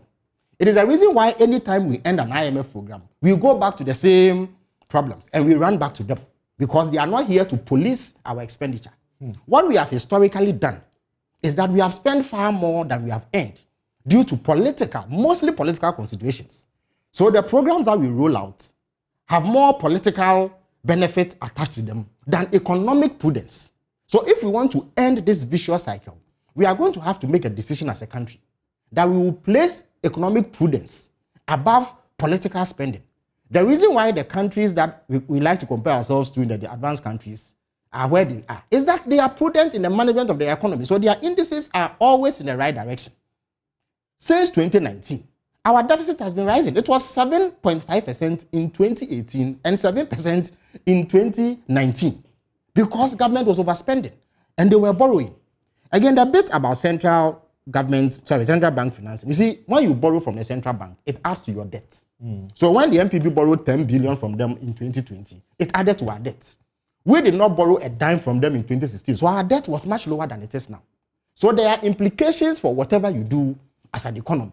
And when you take certain decisions and they boomerang in your face and they lead to crisis, you don't go blaming external factors when your own attitude and spending patterns is what has plunged you into this particular situation. And Samson, we have gone to the IMF far too late, and it will impact the sort of program that we have. I believe that we will get an extended credit facility, which will last for about 3 years. Between $2 to $3 billion will be given to us as balance of payment support, which we desperately need. Otherwise, our currency is going to crash. Now, let me address Gabi's attempt to foist blame on the minority for the failure of the e-levy. You see, to begin with, in the 2022 budget, they attempted to increase revenue by over 30% in one fell swoop. That was not going to work. So we told them from the very beginning that those projections were overambitious. And you see that when I told you about the revenue outturns against the projected revenue in the budget, there was a drop of 2 billion in the first quarter alone. So we expect that if you analyze it, we are going to have a deficit of about 10 billion. And that has nothing to do with e-levy. Again, the e-levy was premised on unpredictable customer behavior. You see, unlike VAT, Samson, this one, I'm sure you've either eaten or you've taken water. VAT is such that whether you like it or not, you are going to pay, even though it is indirect, because our very lifestyles depend on consumption. So once you consume, you pay. But when you come to e-levy, it is based on people's unpredictable behavior. So you find that the people of Ghana have voted against the e-levy with their feet. They have simply refused to do the things that will catch them in the e-levy trap. So they are finding innovative ways to circumvent it. And when government moves... And in these difficult times and difficult situations, is it fair for President John Mahama to say that and insist that the minority is not going to cooperate and approve any, first of all, any loans unless there is a specific what? Absolutely. It is project. You see, what has happened is that President Mahama there's a specific expenditure item. You see, this government, what they actually really need is balance of payment support. They need to show up our revenue. Sorry, but that's what external reserves. No. So they've gone for a $1 billion syndicated loan. They claim that it's for some project, but the real intent is to ensure that we show up our reserves because the Bank of Ghana will take the dollars and give us cedis.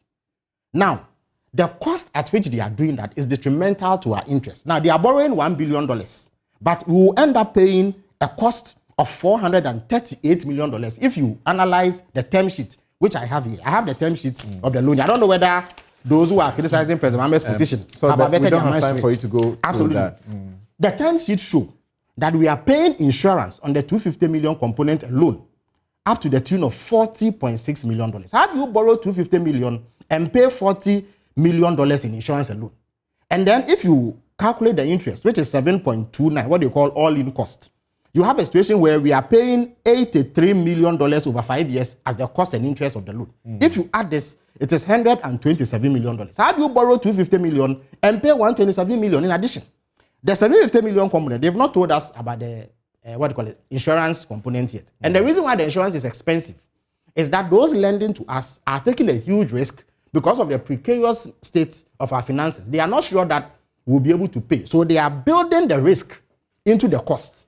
The $750 million component is going to cost us in excess of $350 million. That is even if we do not add insurance, which they are yet to disclose. So all in all, almost $500 million would have to be paid by the taxpayer in addition to the servicing of the principal.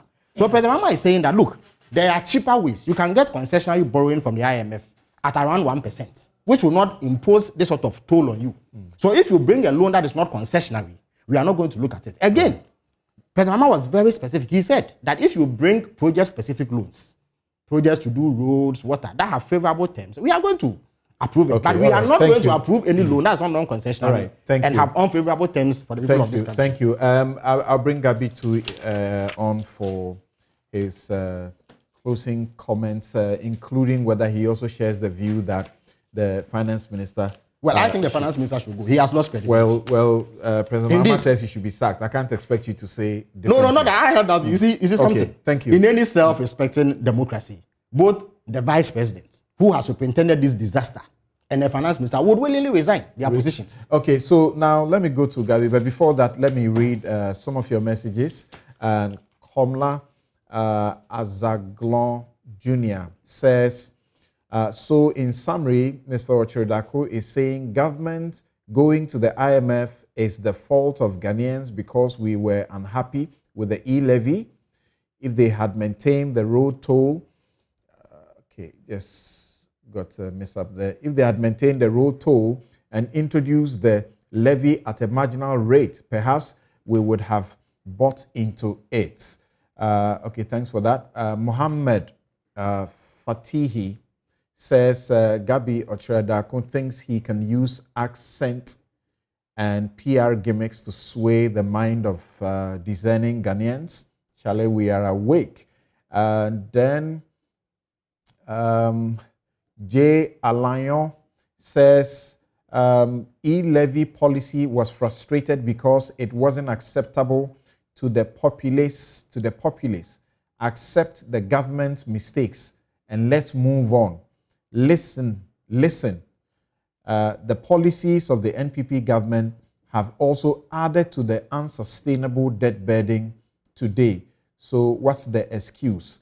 Peter Doe Jr. says, the same IMF they have deliberately painted as demon in their quest to win political power 2016 and continue to blame their failures, including job creation, till King Kewache party is thrown for exiting from IMF program and Ghana 3 billion raised from Eurobond. What has changed? Awudu Ibra says there is a ridiculous chorus churned out as wisdom on why the opposition must take a slap for delaying the unpopular e-levy. Was it not crystal clear Ghanaians were not ready to fund Nana Akufo-Addo's frivolous expenditure through e-levy? Africa Do says, why is Gabi making false claims to support his argument? Did he say inflation rates in the UK prior to COVID was in the negative? What is his source? And why does he keep making comparisons to the UK? Why not La Côte d'Ivoire, for instance? Aye says, I'm surprised we don't see excessive and unnecessary spendings as reason for the downfall. start investigating leaders' assets, and you will know the quantum they don't own but stole from the people. Then Elikem official says, according to Gabi Oshudako, it's simple. We are going to IMF because Parliament passed the e-levy so lately. Like, how on earth can you say this in the face of Ghanaians? All right, so I'll pause here with your messages. I'll return and share a few more. Okay, so Gabi, what will you say? Those who say that we are going in a bit late, and then also that the finance minister should not be at the helm in the circumstances, having presided over the economy for so long. And perhaps what do you have to say to John Mahama also suggesting the way he's posturing and whipping the parliamentary group of the NDC not to approve, certain business of government except the conditions that he has outlined are met? Well, I think, first of all, maybe let me go back to a suggestion that our central bank ought to have printed money to help solve the situation. We lived in this country in the 80s, where we had inflation around 130%.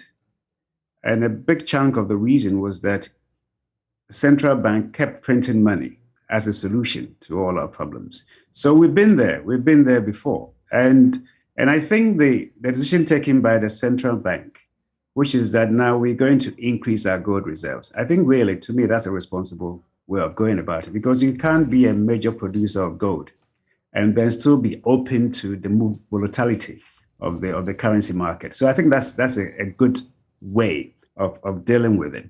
I think Felix, I don't know whether Felix saw figures from Ministry of Finance in 2016 when they were projecting budget for 2017, 2018, 2019. For 2017, said TEPE's numbers were, they projected 56 billion cedis as the value of the budget for the total envelope for 2017. Out of that, the projection was that 17.55 billion, okay, was to service our debts, okay? And when you add that, and the 34 billion that was supposed to go to MDAs, government would have been left with 3 billion to do everything, including capital expenditure. So really, by 2016, we're ending 2016, and government knew that if he had used 10 billion in 2016, for the following year, it was going to use nearly 18 billion to service his debt. That's where we're going. And we must also remember that we moved from 9.5 billion debt in 2008 to over 90 billion by the time they left office. So it's pretty rich for a party that had an oil-rich economy, which we never had as a country, had no crisis to deal with, to take us to IMF. And then today, after all the challenges that the world has faced, a government comes to Parliament with a program to help solve the situation. You fight against it. You fight against it.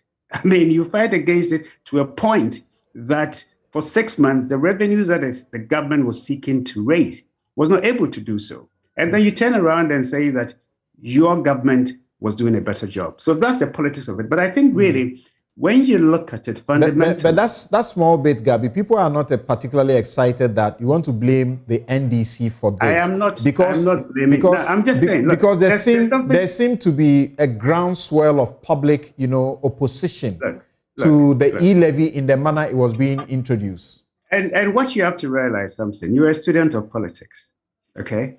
When it takes you 6 months to pass a policy, and it's a policy of taxation, don't forget. When it takes you 6 months to pass a policy, what happens? Over 6 months, you would have generated enough support against it. Nobody likes paying taxes. You get me? So if it takes you 6 months, okay, to do so, and it's easy for the opposition to latch around it and then build public sentiment against it, because this tax would have affected a lot of people. But then that's the only way. Felix spoke about Japan. Their debt to GDP is over 334%. Okay, in US it's over 108% or 128% or so. But why are they not in trouble? They are not in trouble because they raise enough revenue. Okay, to service their debts, and then to do the other things that they have to do. So I think really what we need to have is a national conversation. If we want our roads done, if we want more teachers in the classroom, if we want to pay better salaries to public sector workers, what do we have to do? There are about 3 or 4 things. We all know what they are. First of all, we must pay taxes. Secondly, we must make sure that our taxes are used responsibly in a transparent and prudent manner. But it's a give and take. It's a give and take. And I think really when you have an opposition party, okay, which believes that nothing matters but political capitalization of situations, and can go out to the public and say that, yes, praise us because we stopped the government from getting its way in raising revenue to solve the situation and the problems facing the ordinary Ghanaian, then I think really those are the things that we have to also focus on. And my parting words will be, look, I will say to Ghanaians, trust the NPP, because they have shown that when they meet crisis, okay, they find solutions to those crises. And I think what we have to also look fundamentally where the country is going in terms of the spending in building our infrastructure base, in terms of the spending in educating Ghanaians. If we educate our people, offer them secondary education, look at the investment that is going to TVET, vocational training, look at the investment that is even going into universities in terms of access to scholarship and the rest of it. If we're able to do this, and we're able to also industrialize, as we see, over 120 factories are coming up, and more will come up. You see even factories coming in terms of in vehicles, manufacturing or assembling and all that. So I think that by and large, we are going the right way. We are facing fiscal challenges now. It is not peculiar to Ghana, but our case has been made worse by the weaknesses that we had in our system historically. So I believe that, look, IMF, nobody wanted to go to the IMF. John Mahama didn't want to go to IMF in 2015. Ghana certainly didn't want to go to IMF, but we are a member of it. And if we need that respite to help us get us back on track, let's take full advantage of it. But let's also understand that we have in office a government and a group of people that have a history of giving us solutions. What are your worst fears as we go to the IMF? Because you're going to be policed. You are going to be policed in how you spend and do a number of things. People have been complaining that it is reasonable for you to take a second look at the expenditure into free SHS and the manner it is done. People have questions about a number of the projects, including how much we don't know is going to go into a national cathedral, for example. What are your fears? I mean, my fears, first of all, is that there are certain things that I hope that we will have the sensitivity to protect. One of the things is about even employment in the public sector. You know, every individual you lay off, okay, you are denying families income. We need to look at that, okay? And we've seen it before. We saw it in 2015. There was a freeze and the rest of it. I mean, of course, we all have to bite the bullet, but we have to look at it. But even if you look at policy-wise, this year alone, there's been a 30% cut on the government's own projections in terms of what it was going to spend. And that is the country struggling because contractors are not getting as much money as they wanted in order to build our infrastructure. That is one area that I'm afraid of. Beyond that, I think that government is not necessarily going to the IMF because it lacks the discipline, but it's going to the IMF because it gets to a point, as we've seen with the Fitch credit ratings downgrading and the rest of it, it gets to a point that if you are not careful, you don't get that support.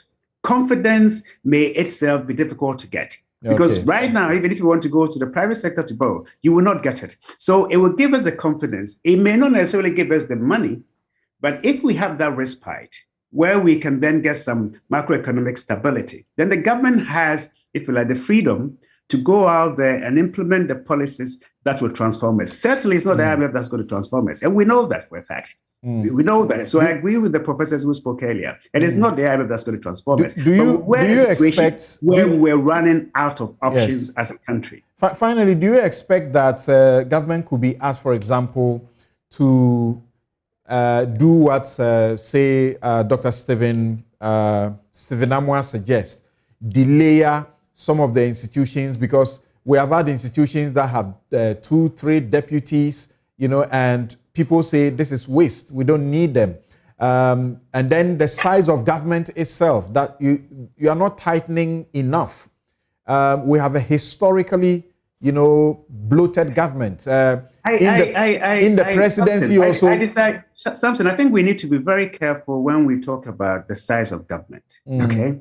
Because, look, if you don't have enough prosecutors across the regions, what does that mean? It means that people are spending too much time in custody, okay? Justice is being denied.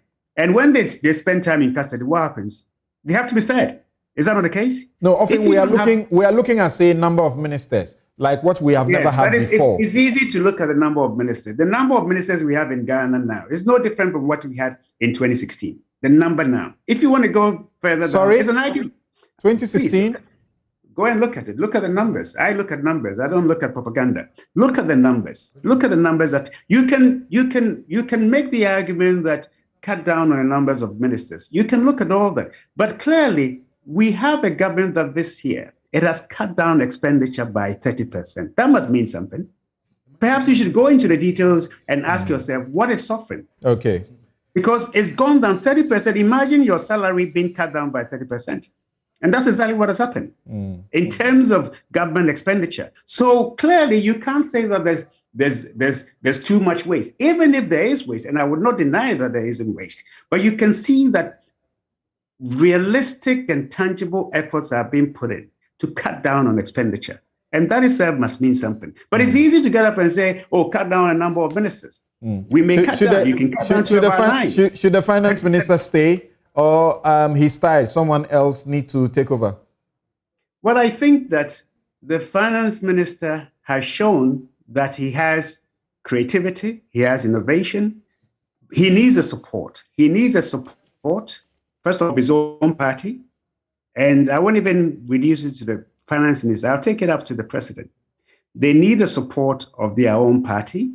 They need the support of parliament.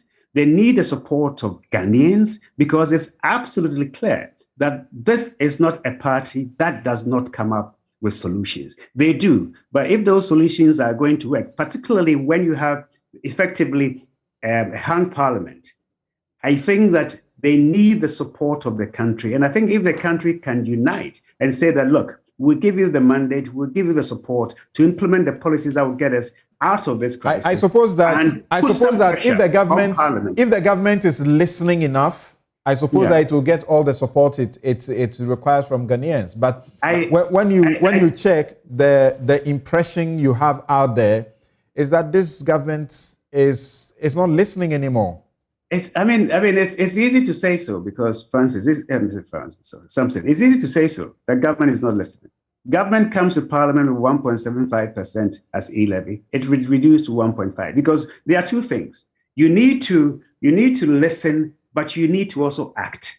And at the end of the day, if you don't act in a way that you see will inure to the national benefit, and you follow populism all the time, if you're not careful, when it comes to making account for your stewardship, you have issues there. So I think really, for me, if you look at the history of the NPP in office, whether under President Kufuor or under Akufo-Addo, they will face challenges as every government will face challenges. Okay, when so if we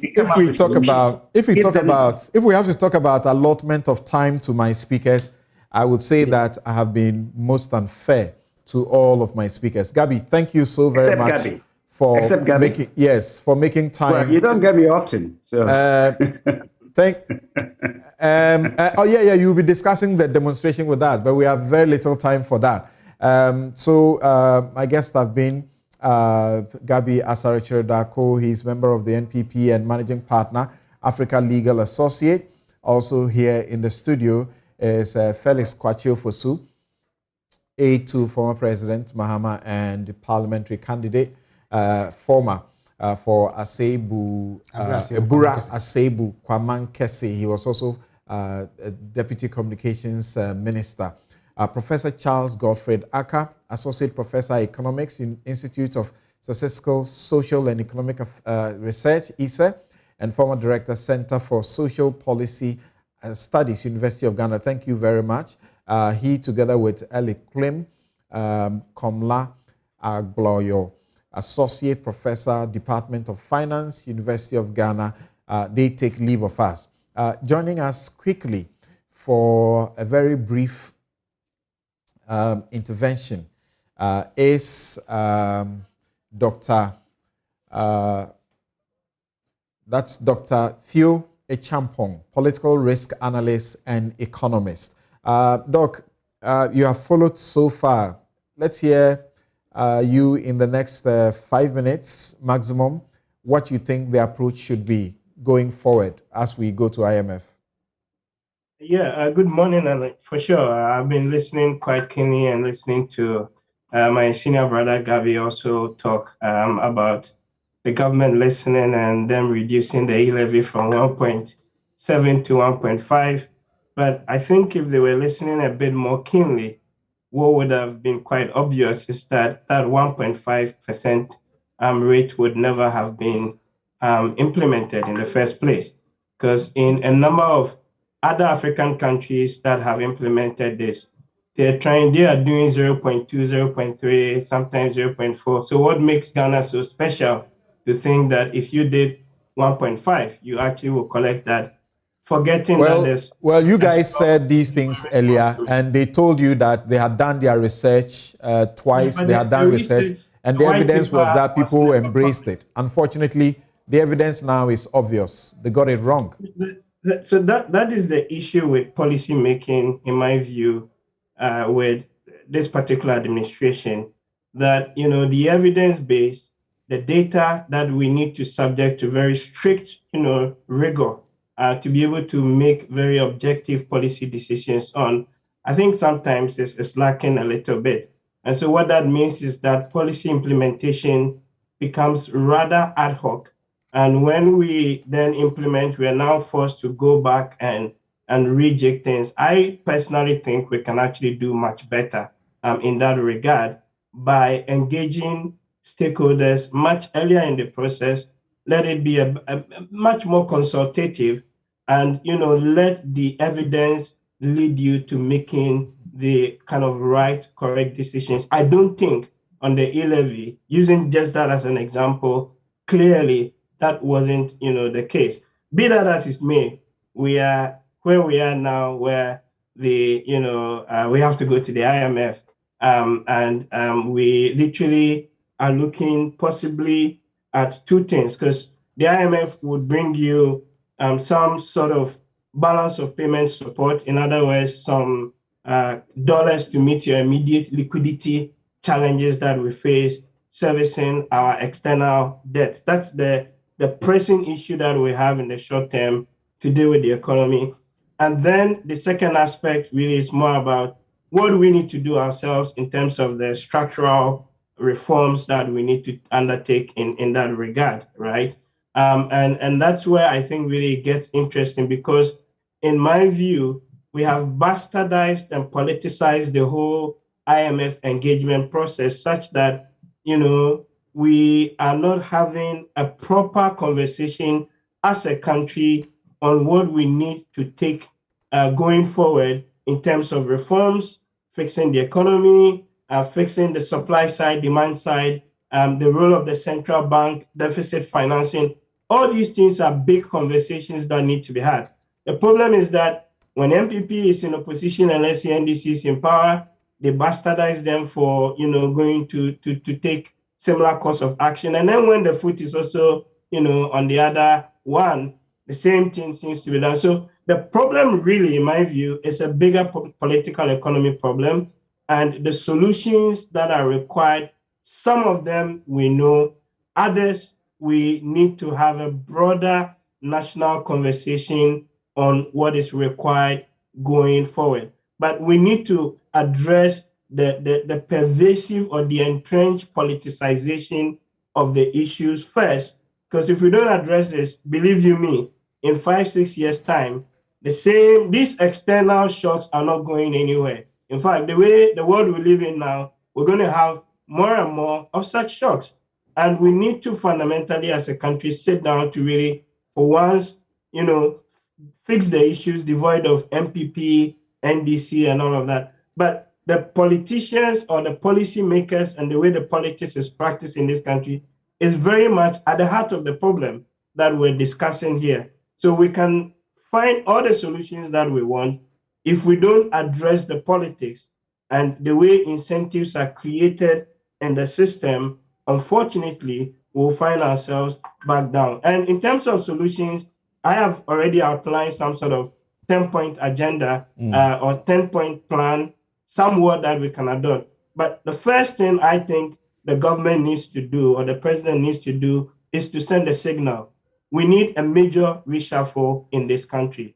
I think some of the ministers and some of the appointees perhaps have gotten a little bit too comfortable, to be a bit charitable. And it's time that we see some people being moved and bring in other people on the bench who could actually equally contribute. Because if you've been doing the same thing for... On your list, will that include the finance minister?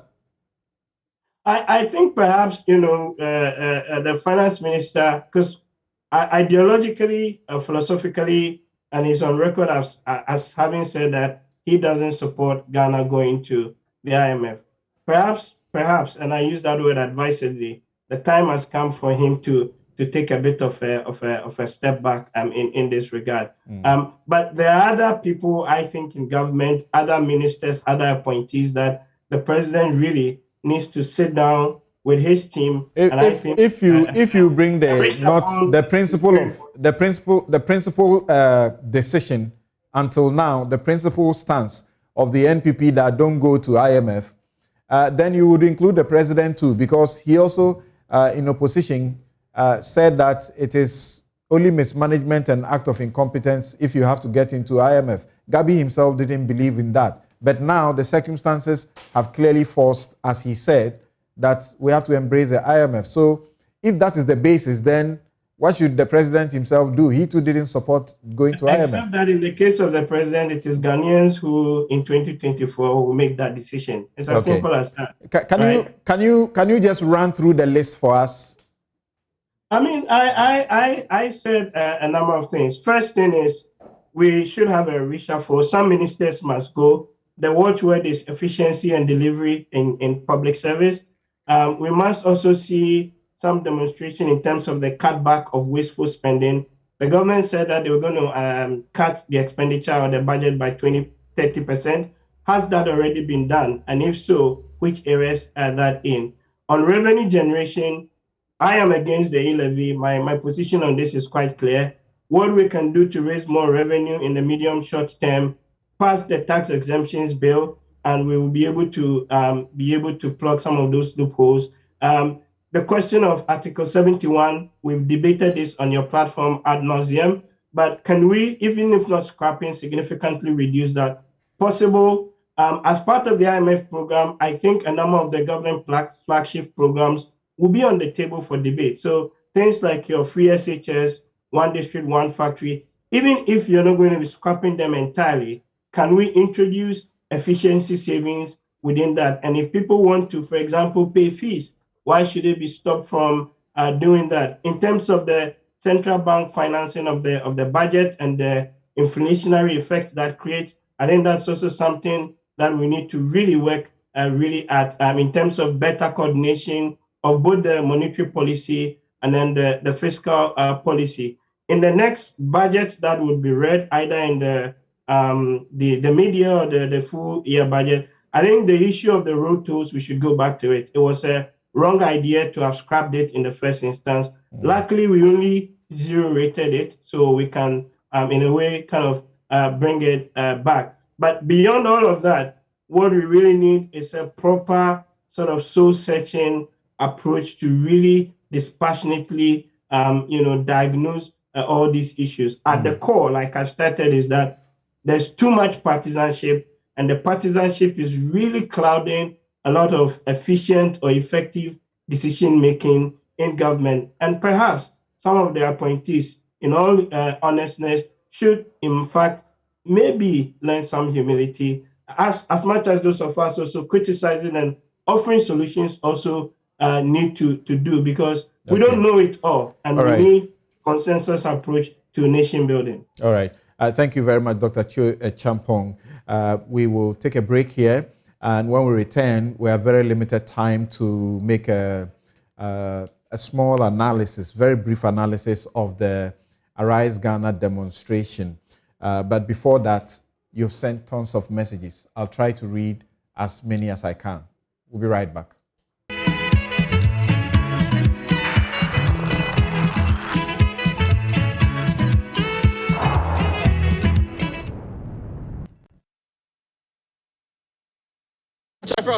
Meridi Abema. Abema, where you driving?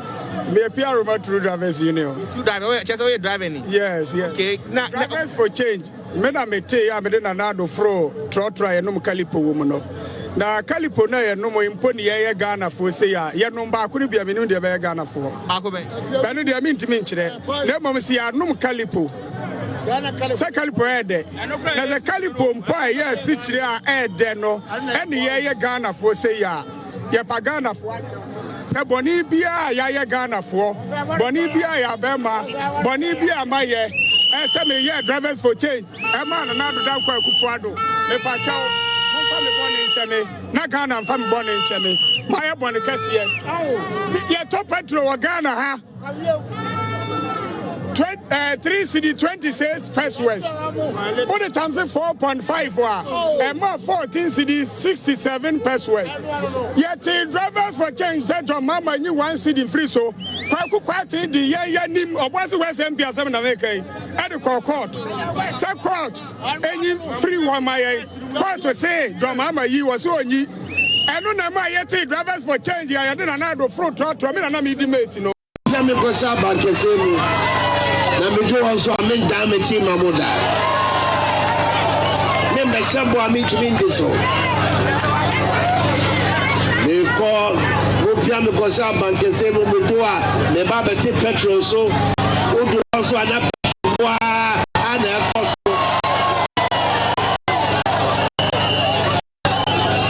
Me ba be ti niama so if say me ba me yafo this one press of grad yafo ya one and then only get 1 cedi ya kan 1 cedi ya the bia boy e dey e me yafo to me to be one of my heads say she power the battle so called better than she say no and discover you go to go me free chebi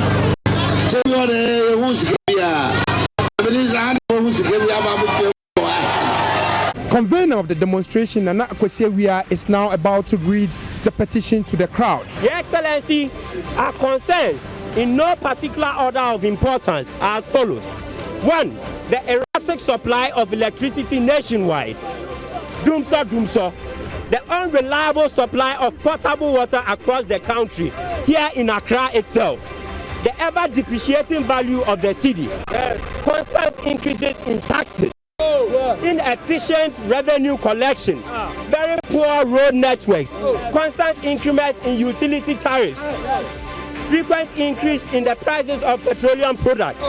Government's inability to make statutory payments timeously to schools, health facilities and other state institutions.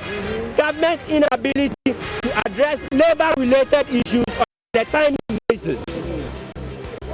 Government's inability to exhibit decisive leadership in the fight against corruption. Government's inability to kick out incompetent and non-performing appointees. The over-politicization of socio-economic issues along partisan lines. I have no doubt that this petition will receive the urgent attention it deserves, because we trust that your government is a listening government. Some selected media houses are being escorted to the Falstaff House, where the leaders will be presenting their petition to the president, Valerie Sawyer. And the leader is now about to address the crowd. Responsible governance. Responsible governance. We have given the president an indication that we want swift action. action.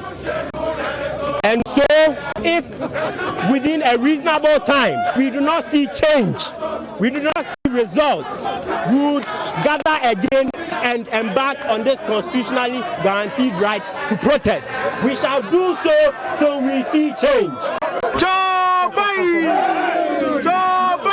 Where we all slept at the petrol station. So that's indication that, you really need to get up and talk about it, because we cannot, as a nation that deserves so much more, come to this level.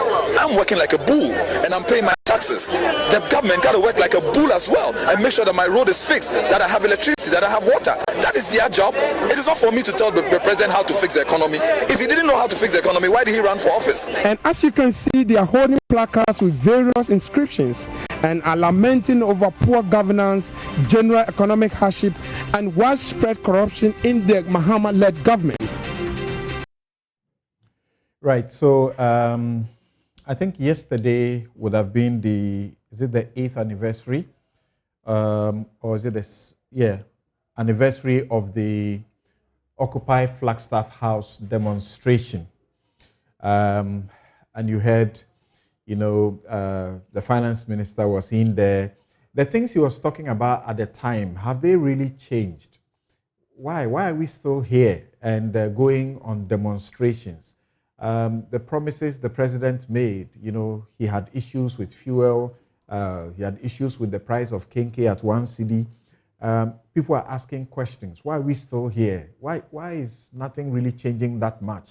Things are just going up, never, coming down. After the Arise Ghana demonstration, as we understand, a number of, citizen, actions are going to take place, and the Coalition for Democratic Accountability and Inclusive Governance is being launched on Monday at 10 a.m. at the Coconut Grove Hotel here in Accra. And I understand, as they have written, that given the worsening socio-economic and governance challenges facing the country, a group of civil society organizations and pro-democracy individuals have come together to form the Citizens Coalition, a non-partisan political movement harnessing the democratic processes of mass education and mobilization to stem the dangerous trend and assure democratic renewal, economic and social justice. And I suppose on Monday, you'll be shocked to know the civil society organizations that have come together for this. Is there any civil society organization reputable that's not even part of it? So our question on Newsfile today, even though we have limited time, is, are these, citizen actions justified in a global economic crisis? Are they justified? So, Felix. Yes. Well, Samson, I think that everybody, including the most rabid MPP fanatic, would agree that we are in very, very perilous times as far as the economy is concerned. Look, this is the worst socioeconomic climate in the last 30 years or so, at least since the beginning of the Fourth Republic. And there can be no dispute about it. It is a direct result of mismanagement of the economy, despite what any MPP official would say. The decisions that this government has taken are what have brought us to this juncture. So it was only normal that Ghanaians were going to revolt. They were not going to sit askance and allow this sort of situation to persist, because it is having a real toll on them. The sheer amount of suffering and pain that people have to endure, the ever spiraling cost of living, the cost of food, the cost of fuel, transportation, every expenditure item has gone up astronomically. And what was worse is that this government had turned a blind eye. They were intransigent. They would simply not listen to admonitions to do something about the situation. So it was only natural that people were going to revolt and protest. Now, once it became clear that that protest was going to be held, I thought that we have gathered sufficient experience over the period to have smooth, seamless demonstrations of any sort, to the extent that it is done within the confines of the law. But it appears to me that the police is retaining this conservative approach to these matters, that they perceive every anti-government demonstration as one that must be frustrated so that the blushes of government is saved. Admittedly, it is not peculiar to this police administration. It's a historical problem that we need to address. The posturing that you get from the police right from the day that the demonstration is announced is that they must do something to put the spokes in the wheels of the demonstrators. So they have to go to court overnight, present ex parte applications to have routes changed or times limited and all that. It is not the business of the police to determine for citizens the manner in which they express their grievance, to the extent, of course, that it is lawful. There's nothing unlawful about holding a demonstration at night. There's nothing unlawful about holding a demonstration every second of the year. There's nothing unlawful about holding demonstrations in public places. Indeed, the very essence of demonstrations is that it should be disruptive enough to draw attention to the plight that is being highlighted. That is what demonstrations are about. Because if demonstrations happen, and it is business We're in a as period usual, where there are threats of terrorism. Very real. Well, the Ghana Police Service should be You shouldn't be encouraging demonstrations at night. Who says that terrorists strike only at night? Samson. Why? Terrorists have been known to strike in broad daylight. The 9/11 attacks were done in broad daylight. So I do not buy the notion that merely holding a demonstration at night predisposes us to terrorist attack. I don't know where that came from. I think that was deliberate fear mongering. Do you from the police. Do you condemn what happened on the first day of the demonstration, leading to over a dozen police officers, being hurt in the manner they have? The police were overwhelmingly armed. The demonstrators were no match in terms of their ability to take on the police. I was surprised that the police appear to have introduced an element of propaganda in their communication. They have this Facebook page that is constantly updated, and some of the language you would think comes from the Flagstaff House Communication Directorate, because the police is a public institution. So their temperament, their posturing, their communication should assume a certain tone. But the tone of that day's postings on Facebook suggested a certain political motive. They were insistent on proceeding with the demonstration using the routes that have been disagreed and the court had actually disallowed. The police should have capacity to handle any such spillover without maiming and attacking people in the manner that they did. They were insisting when the police were using their shields. When they were using the shields, the reason why the police are called and then to police demonstrations, they were refusing. Samson, the reason why the police, but it is not the first water cannons, the first resort, and then stones being thrown at them, and then tear gas. Right? I have been a serial demonstrator. I have helped organize demonstrations, dozens of them across the country. When I used to be with the CJE. The police have a natural tendency to resort to force at the slightest sign of disagreement. That should not be the case. The Ghana Police Service should retain the capacity and temperament. The next day, when the demonstrators and organizers were fully cooperative and used the routes and everything, it went smoothly. The public was watching. And if you check the turnout the following day, it showed that there was public anger against what happened the first day. That's what even motivated people to come out. I'm sure that the security bosses did their homework and realized that the public was not in the mood to countenance that kind of blockade.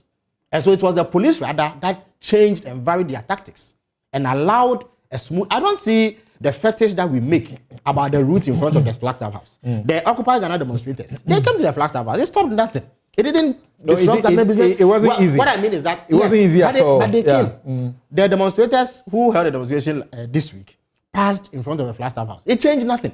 It didn't disrupt government business in any way. It did not endanger the president or his employees. But the times are not the same. Now there are terrorist threats. I don't buy this. Terrorists don't need demonstrations to strike. Let me get Ernesto Yeboah, who is leader of the Economic Fighters League. Ernesto, should these things continue? And like I just announced to you, I'm sure you are aware already about these civil society organizations. And it looks a bit unprecedented in my view, because I have not known the civil society organizations to come together the way they are doing, to contemplate, among others, demonstrations. In the times we find ourselves, is it justified? Well, thank you very much, Samson, and greetings to my co-panelists and everybody out there. I think first of all, it's important to state emphatically that people have a right to demonstrate. And so the consistent attempt by the establishment to criminalize protest and to use such opportunities as fear-mongering engagements, it's something that should cease. I mean, if we aspire to be a democratic society, then we must embrace protest, even in so-called dictatorships.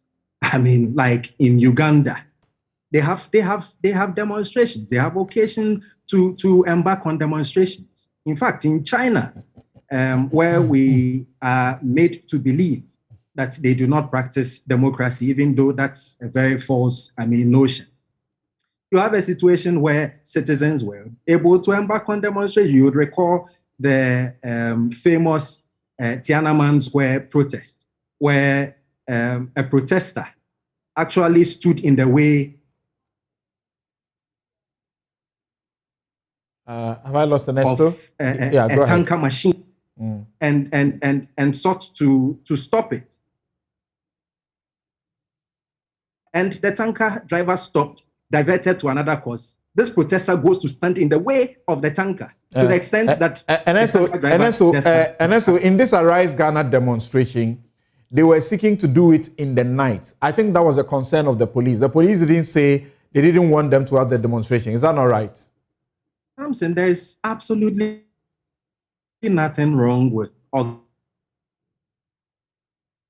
the capacity to coordinate a peaceful demonstration. In fact, we should be thankful that young people in this country, despite the anger, are not resorting to spontaneous demonstrations, because that is what the era calls for. It calls for spontaneous demonstrations. No, but our laws don't allow spontaneous demonstration. You need at least five days notice.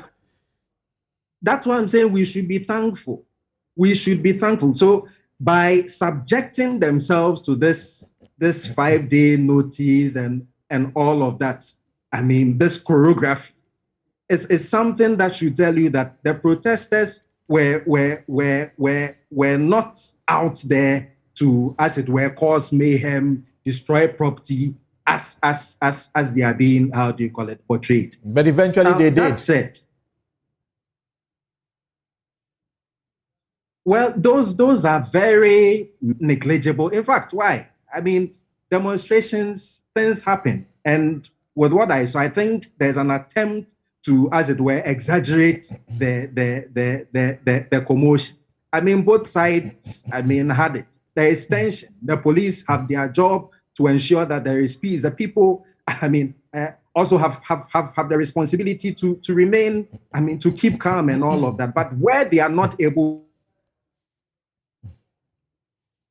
let's not create the impression that they are violent people. The system they are fighting itself is violent. Our national spokesperson, for instance, had the mom at the hospital some time ago, only for the hospital officials to remove the gas mask from the oxygen from her, simply because there was nobody at the time to pay. This is violence. And so when we are talking about these things, it has to be discussed within the context. Okay. Look at how prices are escalating. Okay. But thank you. Let me go to Gabi too. Gabi, does this bring memories? Let my vote count alliance. I remember sustained pressure, demonstrations, perhaps not events that you want to remember because of what happened to you that we all condemned. Well, I think, first of all, I will encourage those who want to protest to go ahead and protest. Okay, I think it's an important part of our democratic culture. If you don't have avenues to vent your spleen, then perhaps we endanger our democracy. But I think we have to look at it. I prefer to look at things where necessary globally. Okay, we have rising food costs, soaring fuel bills across the world, wages that are not keeping pace with inflation. And if you look at it in Nigeria, we've had university lecturers going on strike. Okay, in Kenya, people were on strike. In Zimbabwe, I think the wages were increased 100%, but the rate of inflation about 130%. It was seen as inadequate. In Burkina Faso, we've had protests just recently. You have corn, the price of corn shooting up from in some areas 60%, up by 60%, and in some provinces up to 120%. That is causing protests there. You can look at Tunisia. We have issues in Tunisia. You can look at South Korea. Truckers are on strike. Okay, it's across the world. In the UK here, we have railway strike. We have even university lecturers in the UK going on strike because they say that their wages are not keeping up with inflation. So it is a global phenomenon, supported or justified by the soaring prices, the rise in prices, whether of goods and services, but driven more or less by the energy crisis that we have, and of course, also the food crisis. So I think really we should allow people to demonstrate, but there are also rules, because what I saw or we witnessed this week in Ghana, for me, it looked more like a rout than a demonstration. And I would say so. In the history of the Fourth Republic, I do not remember one instance, and I stand to be corrected, where we've seen demonstrators burning ties, deliberately setting out to burn ties and to throw stones at the police. I've never seen that. As for the burning of ties, I think that is rampant, except that now the police is trying to curb that. I've combined the two, burning ties and throwing stones. Okay, we've had situations as we had in was it 2015 that some of us got beaten up, where we were attacked and we had to run away from the attack. I couldn't run away because I think they used one of their horses to pin me to I was hiding behind a tree, and I think that was the worst thing that I did, because you have this water pinning you to a tree. That was even worse than that. Okay, so we've seen it across the globe, and we are seeing it in Ghana, and I will encourage it. And I don't think anybody, NPP, NDC, will say that we should stop people from demonstrating. But what is that gentleman? The one who wants to be, who thinks he's Osajifo Nkrumah, but he still wants to win power by way of public. You mean Oliver Mausi Bakavomawo?